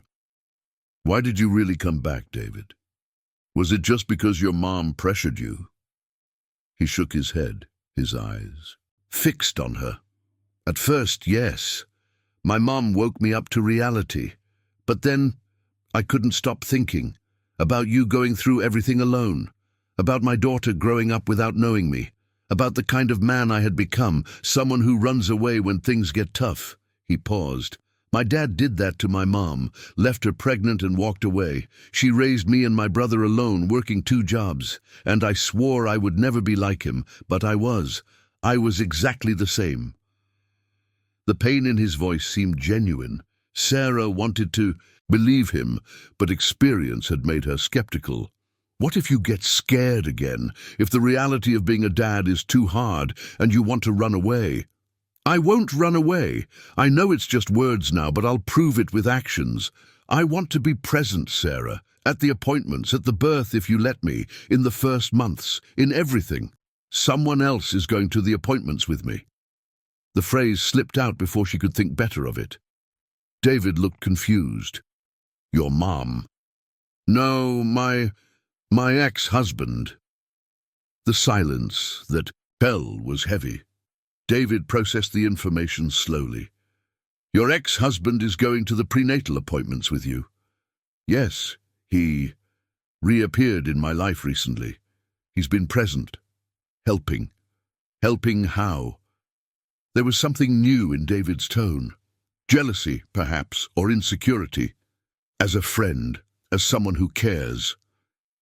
Sarah didn't owe him explanations, but she felt the need to be honest. We were married, David. 3 years together.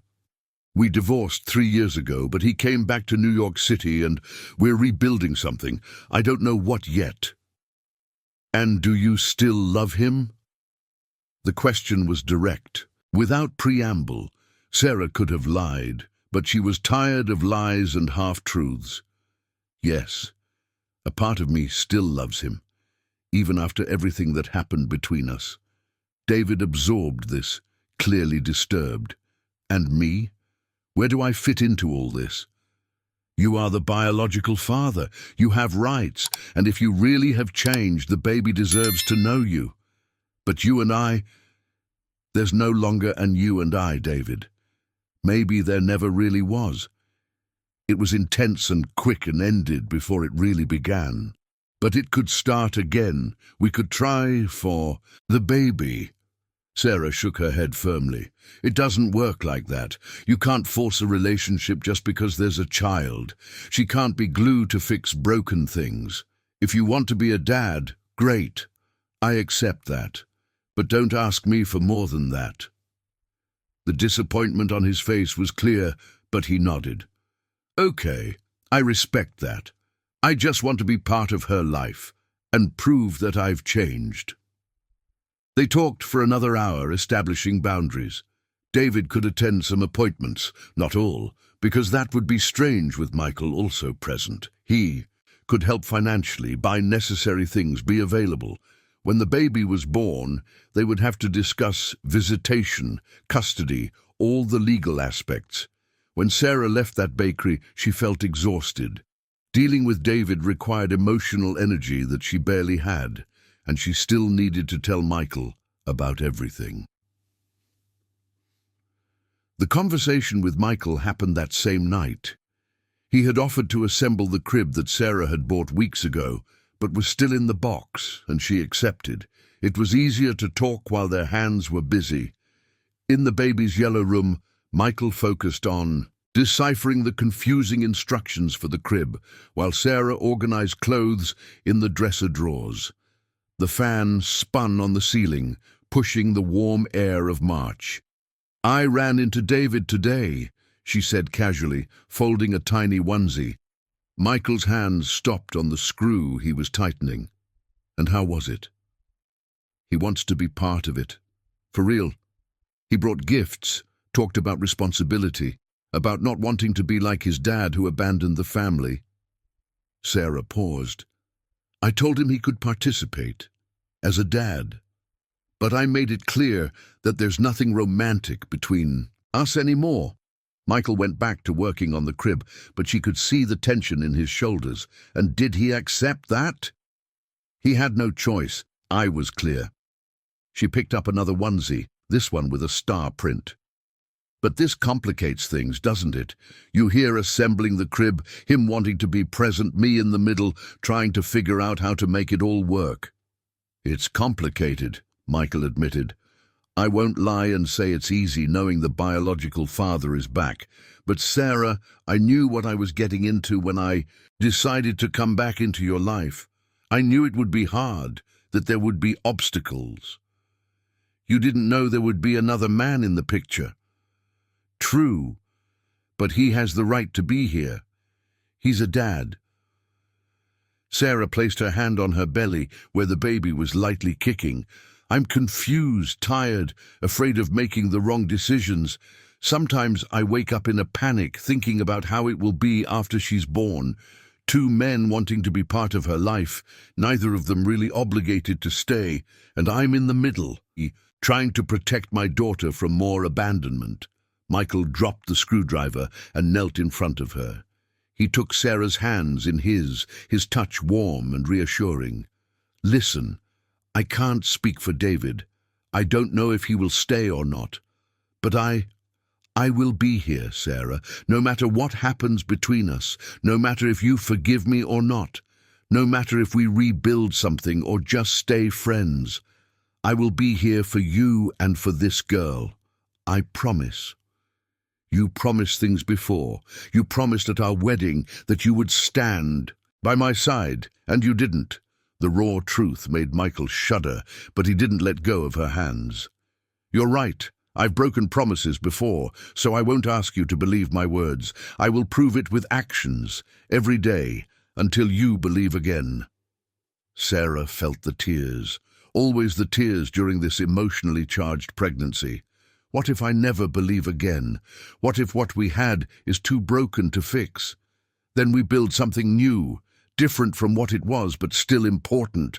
The baby kicked hard, as if in agreement. Sarah and Michael looked at her belly at the same time, and he smiled. Can I? He pointed to her belly. Sarah nodded. Michael placed his palm over her abdomen, waiting. A few seconds later, another kick. His eyes widened in wonder. She's strong, he murmured. She will need to be, with the crazy family she's inheriting. Michael laughed, but kept his hand there, feeling the movements. And in that moment, in the yellow room smelling of fresh paint and new wood, something changed. It wasn't dramatic or obvious, but Sarah felt it, a small crack in the walls she had built, around her heart, opening up. The summer festival at the veterinary clinic had been a tradition for 7 years. Every June they decorated the parking lot with colourful flags, set up food stalls, and did a line dance with the team. It was a way to thank loyal customers and raise funds for the treatment of abandoned animals. Sarah, already 8.5 months pregnant, insisted on helping with the organization, even with everyone begging her to rest. She was setting up the hot dog stand when she felt it, a contraction, different from the false labor she had experienced in the past weeks. This one was real, deep, tightening everything. She leaned on the table, breathing. It's okay, she murmured to herself. Just Braxton Hicks. It will pass. But it didn't pass. 10 minutes later, another, and stronger. Sarah, you look pale. Lisa was by her side in an instant. What's happening? I think I'm in labor. The panic that followed was almost comical in retrospect. Dr. Johnson dropped the grill and came running. Emily brought water. Lisa was already calling for an ambulance, and Sarah, amidst the chaos, thought of one thing. David was on a work trip in New Jersey. He had left yesterday and wouldn't be back until Monday. He had apologized 1,000 times, but it was a last-minute commitment he couldn't refuse. Her mom was in Queens, an hour away in traffic. Amanda was at a wedding in the countryside. There was only one person she knew would come, one person who had promised to be there. With trembling hands, she dialed. Michael. Her voice came out tight from the pain of another contraction. I think the baby is coming. Where are you? I'm on my way now. She heard the sound of keys, a door slamming, an engine starting. Don't hang up. Stay with me on the line. I'm at the clinic. The summer festival. Another contraction cut off her words. Breathe, Sarah. Breathe deeply. I'm leaving the office now. 14 kilometers. I'll be there in 20 minutes. Stay with me. Throughout the drive, Michael stayed on the line, speaking calmly, reminding her to breathe, saying he was on his way. Sarah heard honks, curses in traffic, but his voice remained steady. 19 minutes later, a black car braked sharply in front of the clinic. Michael rushed out. Still in his suit, he had left a presentation for foreign investors in the middle. I'm here. He held her, providing support. Let's go to the hospital. Now. The ambulance arrived 3 minutes later, but Michael didn't let go of Sarah's hand for a second. Inside the ambulance, he held her as she squeezed tightly during the contractions. I'm scared, she admitted between contractions. I know, but you're the strongest person I know. You can do this, and I will be by your side the whole time. Do you promise? Do you really promise you won't leave? Michael kissed her forehead. A chaste and sweet kiss. I promise. I won't leave. Never again. At the hospital, while they took her to the delivery room, as the hours dragged on in pain and sweat and fear, Michael stayed. He held her hand, wiped the sweat from her face, whispered encouragements, cried with her when she cried. And at 3:42 in the morning on a June Saturday, with rain tapping on the hospital windows, a girl weighing 3 kilograms and 200 grams was born, crying loudly in the arms of a nurse. Sarah, exhausted and in pain, cried when they placed the baby on her chest. She was perfect, small, red, wrinkled, but absolutely perfect. And when she looked up, she saw Michael standing there. Sarah sat on the side of the bed, tears streaming down her face, looking at the scene as if witnessing a miracle. "She's beautiful," he whispered. "She's perfect, Sarah." In that moment, with a new life in her arms and the man she had never stopped loving by her side, Sarah felt something she hadn't felt in a long time. Completeness, even without knowing what the future held, even with all the complications waiting out there. At that specific moment, everything was exactly as it should be. The first days after the birth of Helena, a name chosen by Sarah in the delivery room, inspired by her late maternal grandmother, were a whirlwind of contradictory emotions. The hospital discharged mother and baby after 48 hours, and that was when the reality of what it meant to be a mother truly hit Sarah with full force. Michael took both of them home on a rainy Sunday in June. He had brought a brand new infant car seat, still with the tag, properly, installed in the back seat of the car. He drove with extreme caution, avoiding potholes, slowing down at every bump as if carrying crystal. At the apartment, Mrs. Johnson was already waiting. She had cleaned everything, cooked enough food for a week, and arranged the baby's room with care. When she saw Michael entering, carrying the baby in the infant car seat, her expression was one of barely concealed surprise. "Michael," she greeted with polite coldness.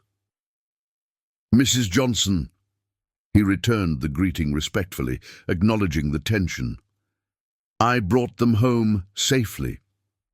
"Thank you."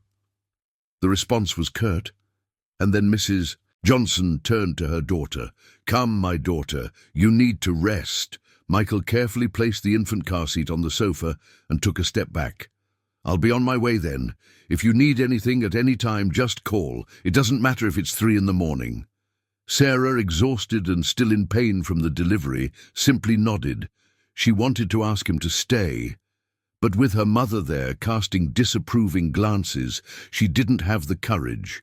After Michael left, Mrs. Johnson exploded with the delicacy of an uncovered pressure cooker. "Was he in the delivery room?" It was not a question, it was an accusation. "Yes, he was the one who took me to the hospital. David was traveling. You were in Queens. Amy was at a wedding. He was the only one available." "Available?" Mrs. Johnson repeated the word with disdain.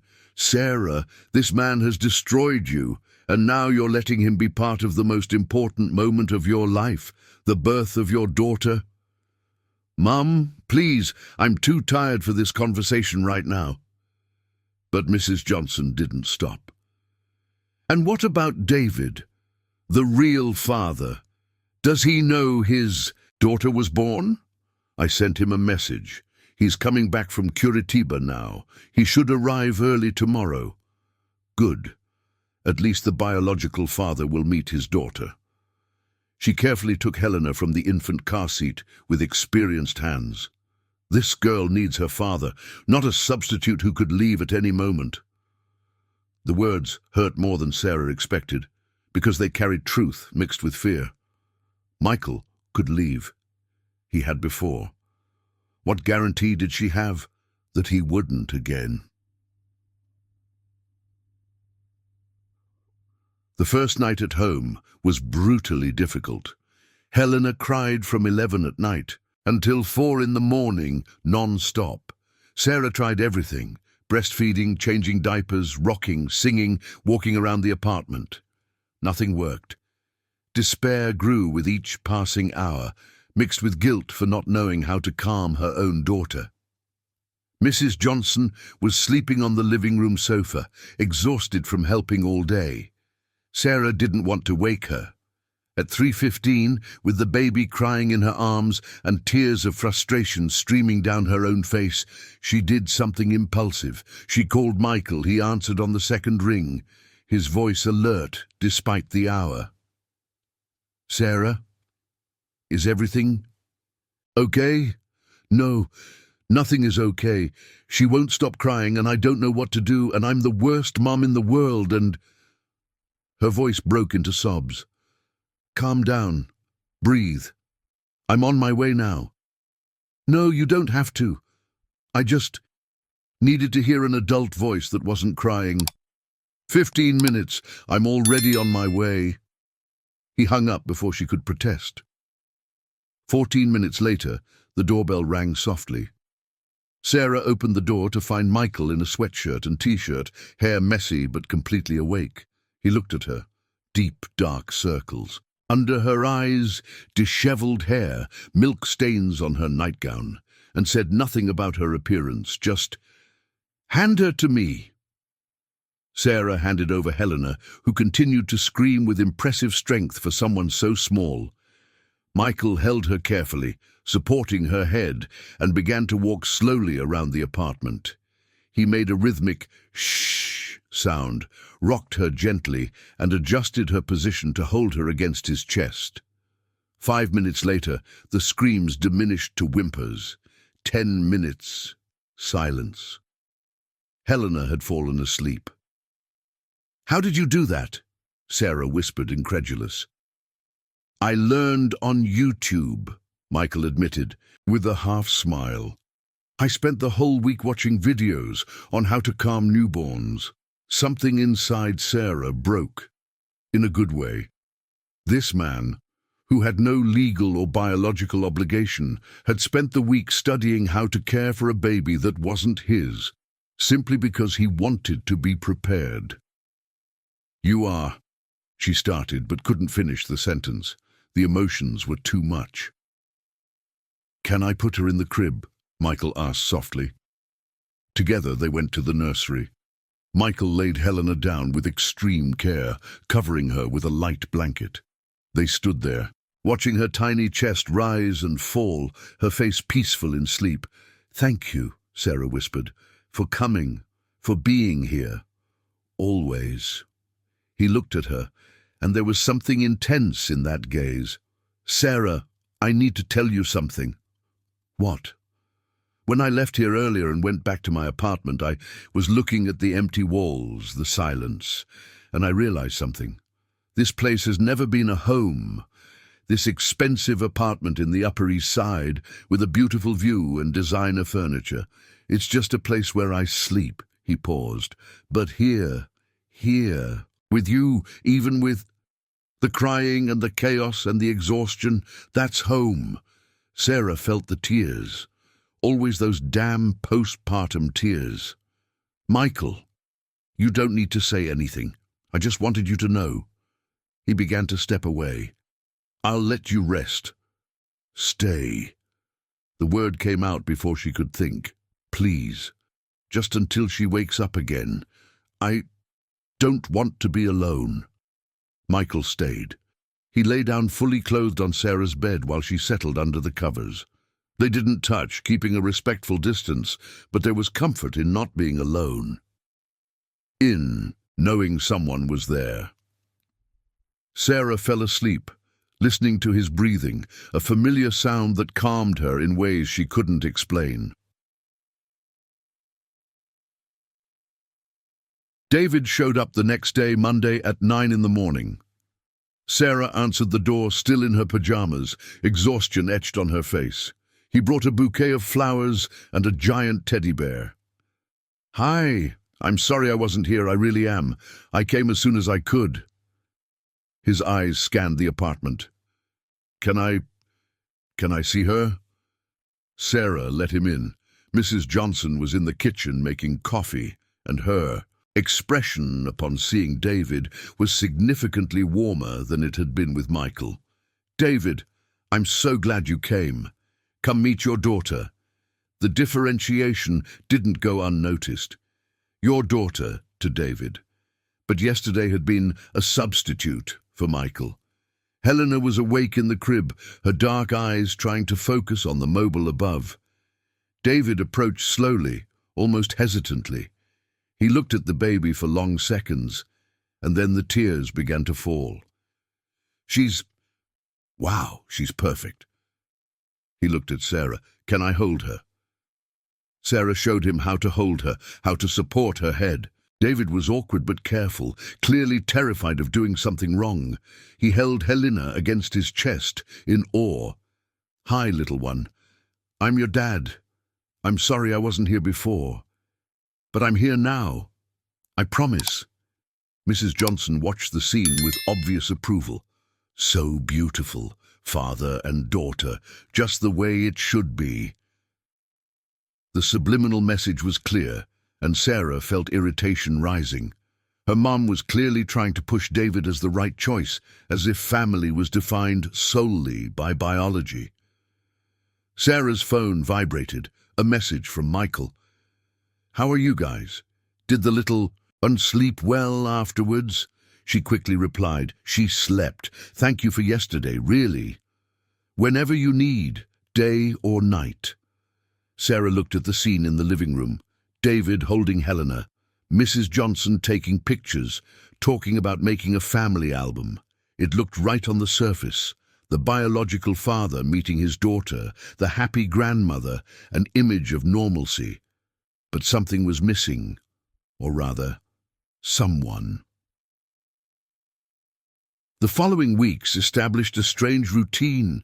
David came every day after work, staying for 2 or 3 hours. He helped with what he could, holding Helena so Sarah could take a shower, going to the store to buy things they needed, assembling the changing table that was still in the box. He was attentive, present, and trying hard. Michael, on the other hand, kept his distance. He sent daily messages asking how they were, but he didn't show up. Sarah understood. With David so present, there was no space for both of them, and Michael was respecting that. But she missed him. She missed the conversations, the ease between them, the way he calmed Helena with a comfort that David hadn't yet developed.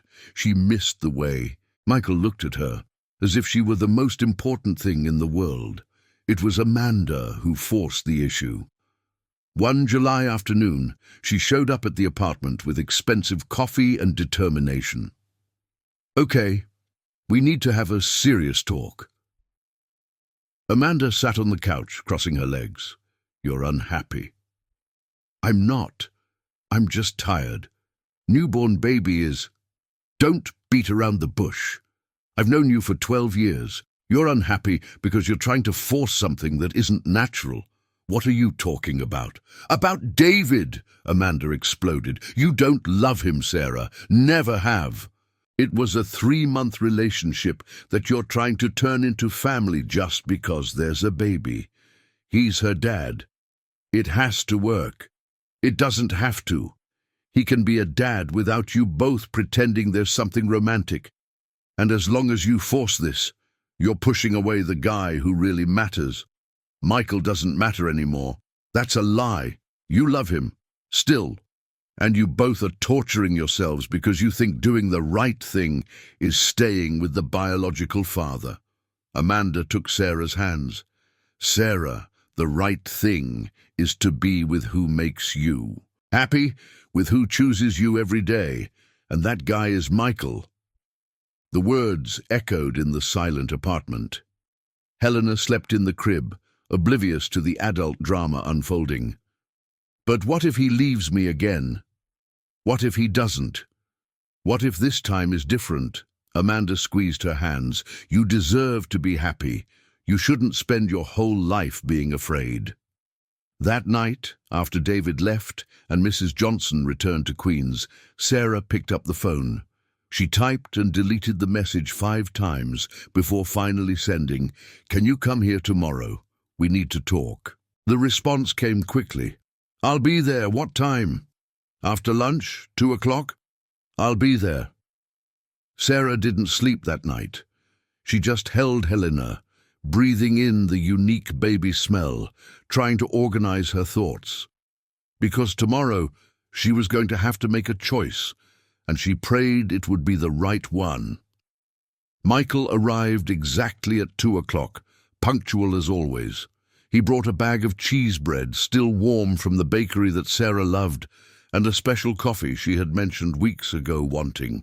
Small gestures of attention that showed he paid attention to everything. "Hi." He stopped at the door, clearly nervous. "Can I come in?" Sarah made space, closing the door behind him. Helena slept in the stroller, enjoying that rare moment of peace. The apartment was quiet, only the sound of the fan cutting through the air. "Sit." Sarah indicated the couch. "Couch. Do you want coffee?" "No need. You said you needed to talk. I'm worried." They sat down, keeping a polite distance. Sarah took a deep breath, trying to organize the thoughts she had rehearsed all night. "These last few weeks have been confusing. David has been coming. Every day, being present, helping. He is attentive, hard-working. He really seems to want to be a good dad." Michael nodded, his jaw tense. "That's good. Helena deserves that." "Yeah. But—" Sarah searched for the right words.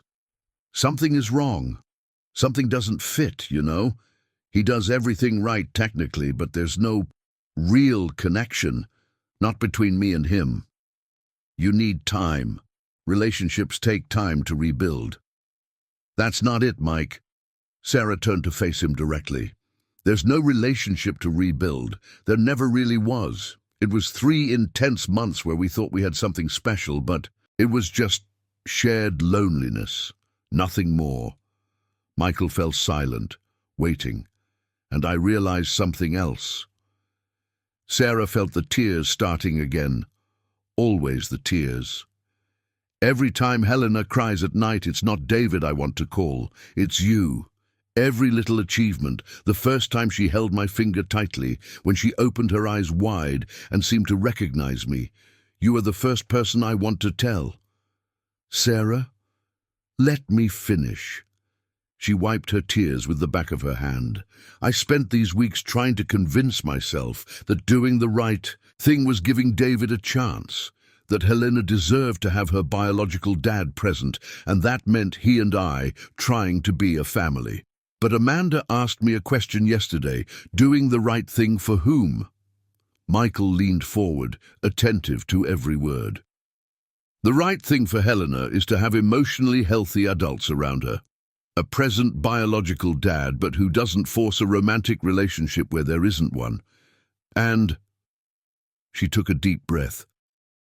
"And someone who chooses to be present out of love, not obligation. Someone who saw her being born and cried. Someone who spent weeks studying how to calm a baby on YouTube.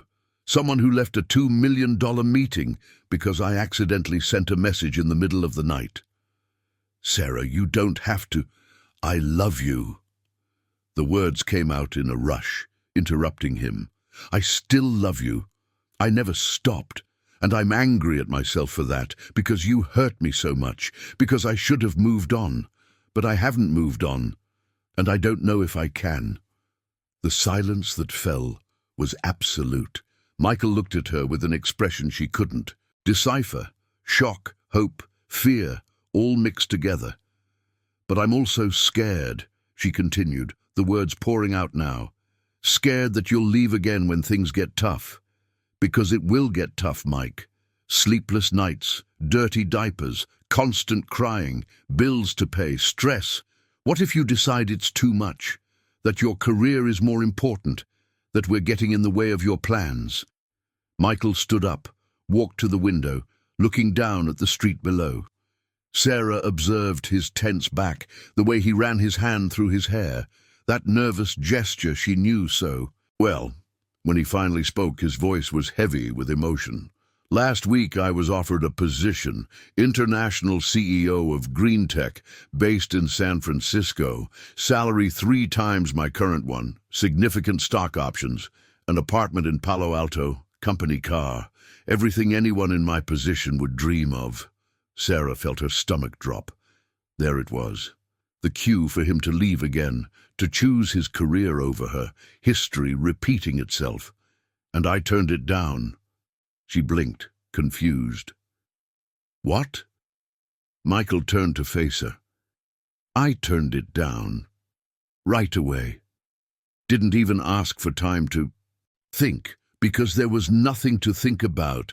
It doesn't matter how much money, how much prestige, how much success. None of it is worth it if it means losing you again, losing the chance to be close to Helena, to build something real. But it was your career. It was everything you ever wanted. It was everything I thought I wanted, before I realized what really matters. He walked back, knelt in front of her. He took Sarah's hands in his, and she felt them trembling slightly. Sarah, I can't change the past. I can't undo leaving you. I'll carry that guilt for the rest of my life. But I can promise one thing. I've learned. 3 years alone, building an empty empire, taught me that success without you isn't success. It's just empty with money. Sarah's tears fell freely now. How do I know you won't change your mind? That in 6 months, a year, another offer won't come and you'll want to go? Because I sold my majority shares. I moved to a consulting position, remote work, flexible hours, no international travel. I did this before you called me here today, before I knew about this conversation. He squeezed her hands. I made this decision for myself, because I realized I was living the wrong life. But I also made it for you, and for Helena. Because I want to be present, Sarah, in everything. In the tough nights, the first steps, the midnight fevers, the birthdays, in everything. But she's not your biological daughter. You don't have an obligation. Family isn't about DNA. Michael interrupted firmly. It's about who chooses to stay, who chooses to love. And I choose you both, every day. If you let me. Sarah looked at him. This man who had broken her heart, who had left, but who had come back changed, matured. And she saw sincerity in his eyes. She saw fear too, vulnerability, fragile hope. David, she began, can and should continue to be a dad. That doesn't change. Helena has the right to know her biological dad, to have him present, but he doesn't need to be your boyfriend, your husband to be her dad. Those are separate things. It's going to be complicated. Explaining. Sarah closed her eyes, feeling the weight of the decision. She could choose the safe path. Trying with David, the biological father, satisfying everyone's expectations, or she could choose the path of the heart, Michael, with all the complicated baggage, but also with true love. Emma chose that moment to wake up, starting that whimpering that heralded a full-blown cry. Michael released Sarah's hands, went to the stroller, and carefully picked up the baby. Hey, little one. Did you wake up from your nap? He held her against his chest, rocking her gently. Emma calmed down almost immediately, those dark little eyes trying to focus on his face. Your mom and I are having an important conversation here. About family, about new beginnings. Sarah watched the scene, Michael holding her daughter with genuine tenderness, speaking softly, completely comfortable. There was no discomfort, no obligation, just love, and suddenly it became clear. Mike. He looked at her, Emma still nestled in his arms. I choose you too, with fear, with scars, with all the complications that come along. But I choose you. The smile that lit up his face was something Sarah had never seen, pure joy mixed with relief. He sat next to her, Emma between them. Can we take it slow? Sarah asked. Dating first. No. Living together yet. No pressure. Just rebuilding trust one day at a time. At the pace you need. I waited 3 years. I can wait as long as necessary. And you'll have to talk to David. Set boundaries, make it clear that he's still a dad, but that I'll talk. We'll sort this out together. Sarah leaned her head on his shoulder, careful not to crush Emma between them. My mom is going to freak out. Probably. Michael kissed the top of her head. But we'll deal with that too, together. Together, Sarah repeated, testing the word. It sounded good. It felt right. They stayed like that for long minutes. 3 people, an unlikely and unconventional family, but real. Emma eventually fell asleep again, her face peaceful, unaware of the decisive moment that had just occurred. "Can I stay for dinner?" Michael asked softly. "Sure, but you cook. I'm too exhausted to do anything other than heat up frozen food." He laughed, that sound she had missed so much. "Deal. How about that garlic and oil pasta you used to like? With plenty of grated cheese? With mountains of grated cheese." It was a simple night. Michael cooked, while Sarah breastfed Emma. They ate together, talking about mundane things, his work, the clinic, plans for when she returned from maternity leave. Nothing deep or dramatic, just normal life. When Michael left, it was already past 11. At the door, there was a moment of hesitation. He leaned in, paused, waiting for permission. Sarah stood on her tiptoes and kissed him. It was a soft, brief kiss, laden with promise. It wasn't the passionate kiss from 3 years ago. It was something different, more mature, more conscious, more real. "Good night, Sarah," he whispered against her lips. "Good night, Mike." Alone in the apartment, Sarah checked on Emma one last time before going to bed. The baby was sleeping soundly, oblivious to the decisions of the adults shaping her world. "Your mom is crazy," Sarah murmured to her sleeping daughter. "She's giving a second chance to the guy who broke her heart. But you know what? I think this time it's going to work. I think we're going to make it." Emma continued to sleep, but Sarah swore she saw a small smile touch the baby's lips. Maybe it was just her imagination, or maybe even babies, recognized when, finally, after so much chaos, things began to fall into place. The following months brought a complexity that Sarah never imagined managing, but gradually she found her rhythm. Talking to David about the new dynamic was as difficult as she anticipated. They met at a neutral cafe on a morning in August, Amanda insisting on sitting at a nearby table just for safety, although everyone knew it was more curiosity than concern. "I started dating Michael again," Sarah said bluntly, deciding that direct honesty was the best approach. "But that doesn't change anything regarding Emma. You're still her." "Oh, Dad, that will never change." David processed the information in silence, stirring the coffee he hadn't even touched. "The ex-husband, the guy who abandoned you too. Yes, and I know it sounds hypocritical, but we have history, and he has changed, for real. And I haven't changed." There was bitterness in David's voice, but also resignation. "I came back, Sarah. I'm here, present, wanting to be part of it. And you will be part of it, as a dad. But I don't love you, David. I never did. It was intense and quick, but it wasn't real love.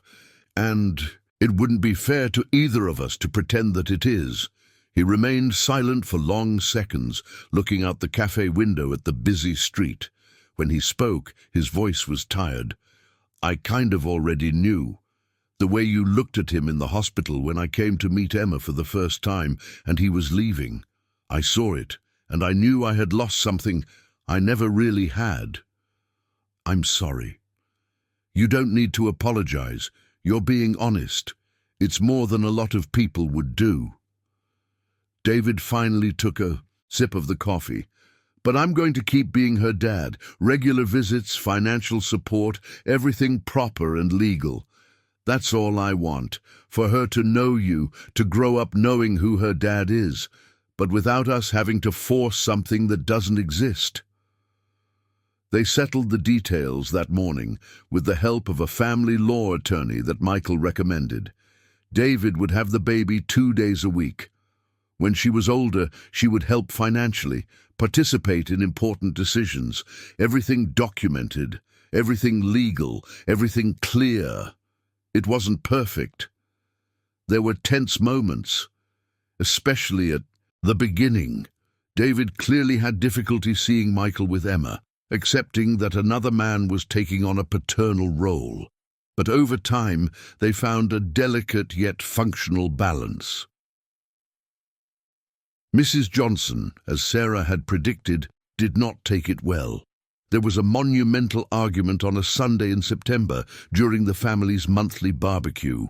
"You're being crazy, Sarah," Mrs. Johnson exploded in the backyard, not caring about the uncles and cousins who pretended not to be listening. "This man left you, and you're going to give him a second chance just like that?" "It wasn't easy, Mom. It was the hardest decision of my life. And what about David, Emma's real father? Are you going to take that away from him?" "I'm not taking anything away. He will continue to be a dad. He just won't be my boyfriend because I don't love him." "Love doesn't pay the bills, Sarah. Love doesn't guarantee he won't leave you again." It was Tiago, Sarah's younger brother, who surprisingly took her side. He was 28, a physical education teacher, and had always been protective of his older sister. He had been one of the most upset when Michael left 3 years ago. "Mom, stop!" Tiago stood up, placing himself between the two. "You haven't seen Michael with Emma these past few months." "I have. He showed up here 2 weeks ago when Sarah needed to work. He spent the whole afternoon with the baby, changed diapers, fed her, sang horrible songs, and you know what I saw on his face? Love. Real, not obligation. But he abandoned her, Tiago. And he came back, changed." Tiago looked at his sister. "I still don't fully trust him, but Sarah does. And she's not that girl from 3 years ago anymore. She survived, rebuilt herself, became strong. If she thinks he deserves a second chance, who are we to judge?" Mrs. Johnson fell silent, her face tight. Eventually, she went back inside without saying anything more. It wasn't acceptance, but it was a start. In October, when Emma turned 4 months old, Michael did something that surprised Sarah. He showed up at the apartment on a Friday night with a proposal. "I want to take you somewhere. Tomorrow. Just the 2 of us." Sarah looked at Emma, sleeping in the stroller. "I can't leave her. Your mom already agreed to watch her for 4 hours. I called her, asked her please. She grumbled a lot, but she accepted." "You called my mom? The woman who hates you?" "She doesn't hate me. She just deeply distrusts me." Michael smiled. "But I need to rebuild her trust too, and that starts with small gestures." On Saturday morning, they left Emma with Mrs. Johnson in Queens. The grandmother took her granddaughter with obvious affection but shot a warning glance at Michael. 4 hours. Not a minute more. "Yes, ma'am." Michael drove for 40 minutes, leaving the urban area of New York City, heading towards the countryside. Sarah didn't ask where they were going. She was simply enjoying the rare feeling of freedom, of being just Sarah instead of Mom for a few hours. They stopped in a small town, known for its mountains and waterfalls. Michael took her to a simple trail, nothing too demanding, that led to a viewpoint. "We used to talk about doing this," he said as they walked, "escaping the city on weekends, exploring the countryside. We never did." "You were always working." "I know, just another regret to add to the list." They reached the top, where they had a panoramic view of the Green Mountains. "But I didn't bring you here to talk about regrets." He pulled something from his pocket, a small box, dark blue velvet. Sarah's heart stopped. "Mike, calm down. Before you freak out, open it." She opened the box with trembling hands. Inside was not an engagement ring, but 2 simple silver rings. each with a small stone embedded, amber in one, blue topaz in the other. "These are promise rings," Michael explained. "Not for marriage, not for engagement, a promise. The amber is for you. It represents Emma, born in June. The blue topaz is for me, my birth month." Sarah looked at the rings, confused and emotional. "It's a promise that I'm here to stay," he continued, "that I won't ask you to marry me until you're really ready. It could be a year, 5 years, 10, it doesn't matter. I'll be here, proving every day that I've changed, that I'm worthy of trust." He took the amber ring, held her left hand. "Do you accept this promise?" The tears, always the tears, began to fall. "Yes, I accept." He placed the ring on her finger, not on the ring finger, but on the middle finger. "When you're ready for the ring finger, you let me know." Sarah took his ring, placed it on his middle finger as well. "And what if I'm never ready to marry again?" "Then we stay exactly like this, together, committed, without a piece of paper. I don't need marriage to know that you're my family." They kissed there, at the top of that mountain, with the cold October wind bringing the scent of earth and eucalyptus. It was different from the hesitant kisses at the beginning. There was certainty now, solidity. Mardonado December brought intense heat and Emma's first Christmas celebration. Michael and Sarah decided to have a small dinner at the apartment, just the two of them, the baby, and then David would come to visit the next day. Sarah had returned to work at the clinic in November and was finding the balance difficult but possible. Michael had a flexible schedule and helped with Emma on the days Mrs. Johnson couldn't. David took the baby 2 afternoons a week, always bringing her back at the agreed time, always keeping his promises. It wasn't the traditional family Sarah had imagined when she was young, but it worked. And there was love, real love, earned through difficulties, not the easy love of movies. On Christmas night, after putting Emma to sleep, Michael and Sarah sat on the couch, sharing a glass of wine, her first alcohol since before the pregnancy. "You know when I realized I had truly changed?" Michael asked, his fingers intertwined with hers. "When?" "It was a random day in November. I was in an important meeting with investors, and Emma started crying in the background. You had accidentally called, your phone in your bag, and I just left in the middle of the presentation, because the only thing that mattered was knowing if you were okay. You never told me that. Because it was just another normal day for me now. Choosing you over work isn't even a conscious decision anymore. It's automatic." He pulled her closer. 3 years ago, I would have stayed in the meeting. I would have hung up the phone, annoyed by the interruption. Now you are the priority. Always. And you don't regret it? Turning down San Francisco, selling the stocks, giving up so much? I didn't give up. I traded empty things for things that matter. He kissed her forehead. Best deal I've ever made in my life. Sarah rested her head on his shoulder, watching the colorful lights of the little Christmas tree they had set up together. My mom is starting to accept you, you know. Last week she said you aren't as bad as you could be. Coming from her, that's practically a declaration of love. Michael laughed. I'll take that as a win. And Jake invited you to play soccer with his friends. That means you passed the brother test. Family, little by little then. Family, little by little. 6 months later, in June, on Emma's first birthday, they had a party in the backyard of Mrs. Johnson's house. It was a modest celebration. Close family, friends from the clinic, a few of Michael's and David's co-workers. There was something surreal about seeing Michael and David in the same space, both helping to set up decorations, both singing happy birthday to Emma, both being part of her life in different but important ways. When it was time to cut the cake, Emma sitting in her special chair, Sarah looked around, her mom taking pictures compulsively, a smile on her face.